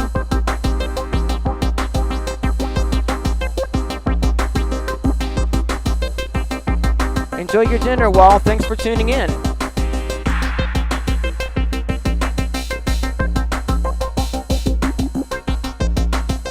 Now, we've got quite a bit of modulation and variation happening on most of the sounds that we've put together. And I think that this filter could also be used in that same way. We might be able to feed a little bit of modulation into that so that it's just sort of moving without us having to, you know, constantly sit here and tweak with it. If I run a patch into the modulation input of the filter cutoff, and then we run that out of maybe another output from the random step module, which is sending us some sample and hold modulation to the baseline filter already. Maybe that would be a great option. Let's see what that sounds like.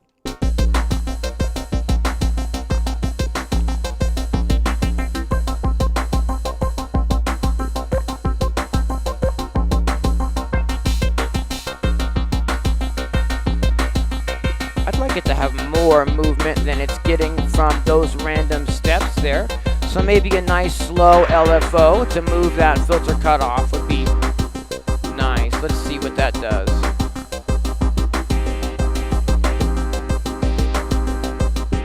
Maybe too slow.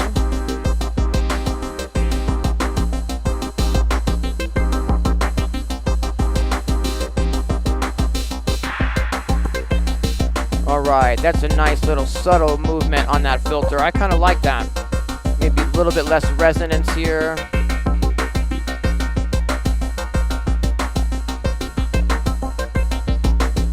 Okay, 1, 2.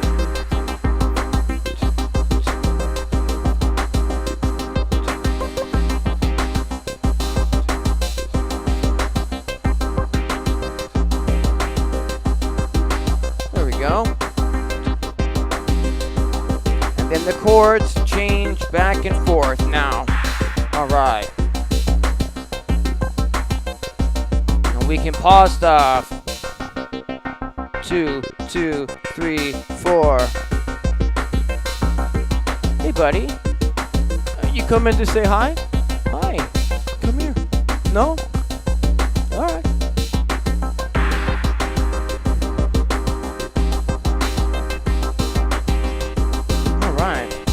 This is a pretty neat patch that we've put together from scratch today. Quite a bit of cable spaghetti here.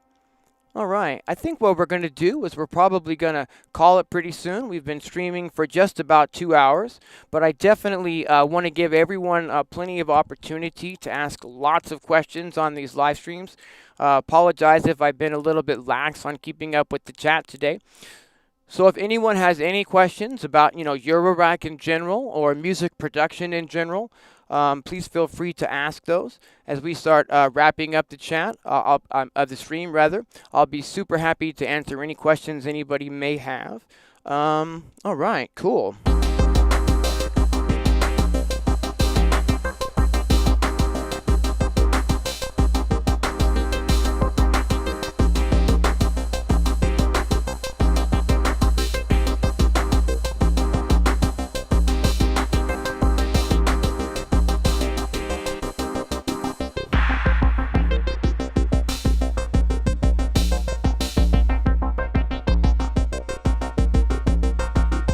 Hey, thanks for tuning in, everyone. Thanks, Hustle. Thanks. We got Rod Cowan in the chat. We got Russ still. Sean hanging out. We got Hustle hanging out.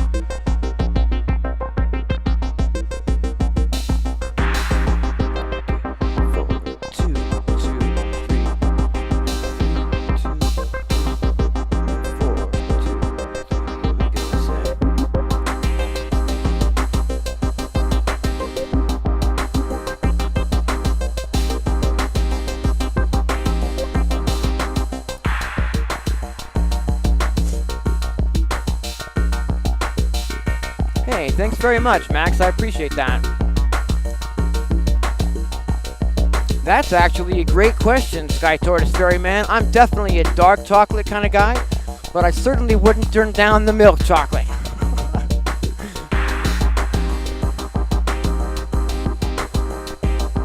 I just pulled this patch cord here to turn the lead off. We can put that back in, and we could take the time to route this to one of the switches so I could do it manually, or I can just pull it.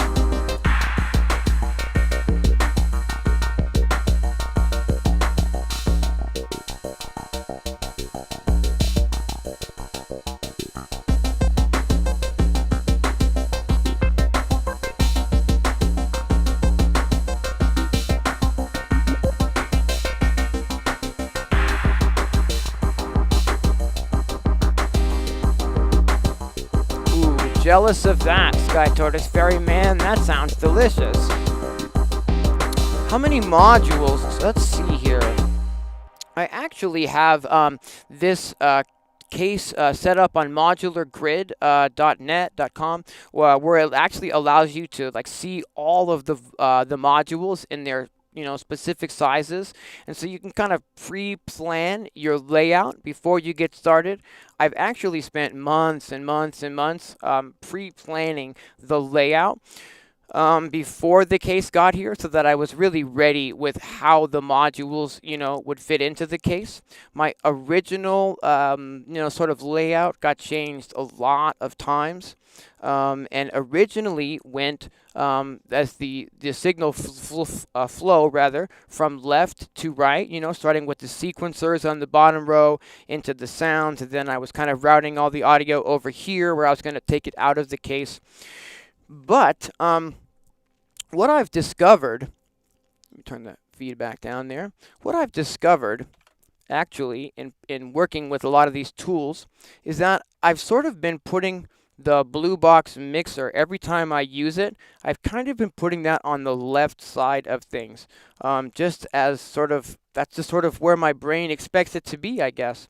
And so rather than keeping the audio flow here going from left to right, and then trying to route everything from over here, around or something I'm not sure how I would do that. So I literally reversed everything, and it's very strange to get used to, but I am getting used to it, to where now my whole workflow literally starts here in the bottom right hand corner and sort of goes up and over this way, and my audio signals all kind of go to the left, which is pretty much counterintuitive.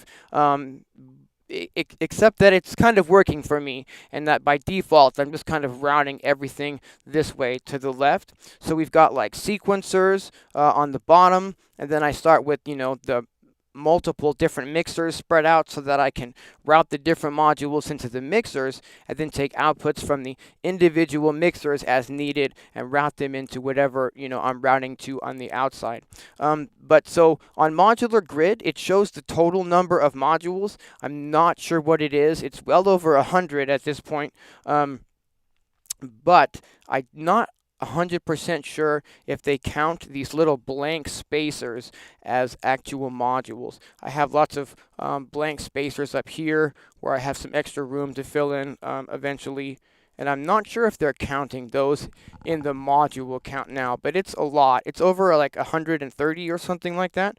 Some of these are pretty big, but I have quite a few of them that are the 2 HP size, which are really small. I think I have like 7 of those, like, you know, spread out, that do little things throughout the case. Max, I was your... Hey, thanks very much, Max. All right, cool deal. That's awesome. Cool, man. Thanks. Hey, thanks very much, Travarsi. All right. Thanks, Martin. Is there a brand of modules that I seem to favor? Well, actually, there's quite a few. Mutable Instruments was sort of, you know, like probably like many people, was sort of the first brand that I was really interested in. They're the company that makes like braids and plaits and rings and clouds. Like if you're a hipster and you've got a modular synthesizer, it's kind of like a rule or something that you're going to be running rings into clouds. Rings is like a really pretty resonator module that makes like plucked sounds, and clouds is like a granular reverb that everybody is really fond of. So I specifically don't have those modules because like everybody has those modules, I guess. I don't have a rings, I don't have a clouds, but I do have quite a few from Mutable Instruments, and I can kind of sort of, you know, revere them as one of the, you know, like originators and like a mainstay of like quality in the Eurorack environment. So definitely some of the Mutable Instrument stuff. I have an original braids oscillator. I have an original Mutable Instruments Platts module, 3 of their branches modules. But I also like a lot of the lower, lesser known fringe companies for just getting, you know, parts that I need and things to do what I need them to do in the system. And I would say my favorite, like third, you know, I don't want to call it third party, but you know what I mean. My favorite, you know, lesser known distributor is without a question Mazatron. They're making some modules that I just can't get enough of. They're making my favorite Eurorack sequencer module, which, as all of you know already, is the Golden Shower sequencer. I've actually got 6 of those from Mazatron here because they're just so easy to use, you know, and I can get a lot out of them in a live situation. I've also got 2 of the Mazatron Wavemore VC DCO oscillators here. I've got their patch cable tester. I've got 2 Mazatron clock dividers. I've got the Mazatron gain offset mix module, which allows me to get some of these signals to turn from a 0 to 5 volt signal to get a little bit more voltage where I need it. And so I'm really, really liking the Mazatron stuff. I've got the Mazatron slide module, which is a crossfader module. I've got the Mazatron quad cutoff module, which I think is awesome because most filters are really harsh and aggressive, and, you know, like a 24 decibel filter with lots of resonance, and you get your stuff screaming and all that. But this filter is a really gentle 6-pole low-pass filter, and it's 4 of these, and I get a lot of use out of this quad cutoff. I also have the Mazatron Poly envelope generator module. I have the Mazatron X1 filter module. So definitely Mazatron is right up there with some of my absolute you know, favorite stuff to work with. Another one is WMD Devices. I have their Javelin envelope as my main envelope. I have 2 of those, and I have their carbon filter as kind of my main sort of go-to filter. I have 2 of those as well. Other than that, I kind of just find it fun to really mix and match the different modules from the different companies, and I kind of think that's where the like the magic really starts to happen, when you're taking different modules from different companies that maybe weren't ever thought of to play together, and you get those playing together.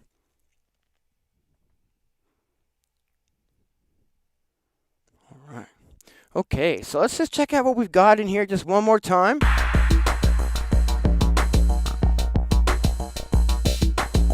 This came out not bad. Let's turn the lead on.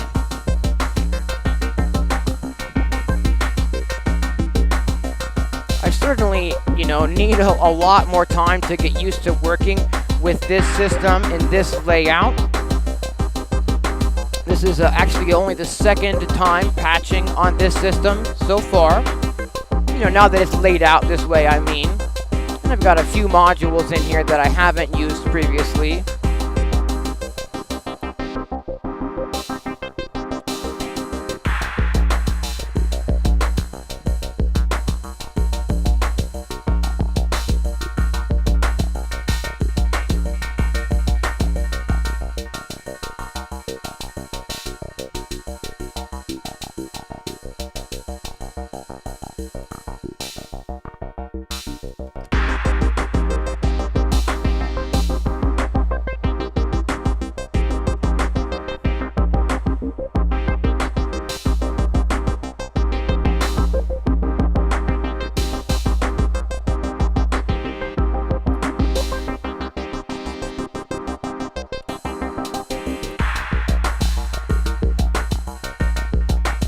I suppose if I was really going to sit here and try to flesh a patch like this out a bit further, what I would do is start making different patterns that are coming from the Erica sequencer here. So for instance, we could, change the bass line notes. We could change the notes that are coming out of that lead synth, and create, different patterns that we could then scroll back and forth between. We could utilize more of the on and off switches and create, more tracks that we would be able to then turn on and off in real time. I've got, no shortage of modules that we could continue plugging in here if we were going to continue working and stretching this out to maybe like a full 8-minute live jam or something like that. I've got a sequencer over here that has an additional 3 tracks in it. We have, 4 on and off switches on this div kit mutes. I've got another 4 on and off switches over here with a Dopefer module as well that we could have used for routing more things into. I'm using this guy here, which allows me to plug up to 4 different signals in, and then using the switch here, I can route those to either 1 output or 2, so I can, put a trigger signal in here and then change it to 1 sound, or flip it to the bottom and have it trigger a different sound, or have it in the middle and trigger no sounds. So we could definitely add like tons and tons of more elements and things that we could turn on and off in real time. We also have 2 more unused 0.2 modules up here where I could very easily program a few more sounds to turn off every X amount of bars or on every X amount of bars. We could program, like, for instance, the ride cymbal to automatically turn on and off every 8 bars or every 16 bars. So that'd be one less thing that we'd have to worry about. All sorts of options. And that's kind of how I'm thinking of the case, as just like a really large Rubik's Cube style groove box where I can route it in any number of different ways depending on the session. All right.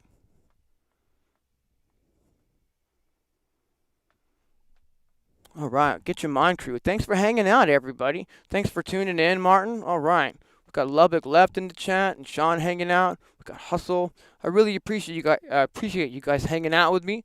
And we're definitely going to be back next Sunday at 10 a.m. to do some sort of a live stream. I'm not sure if we're going to do a Eurorack patch lab next Sunday or whether it will be something else, but we will definitely be back next Sunday at 10. Thanks very much, Vortex. I really appreciate the support, everyone. Please take care of each other. Try to stay safe out there, and have a great week. Until next time, thanks for watching, everyone.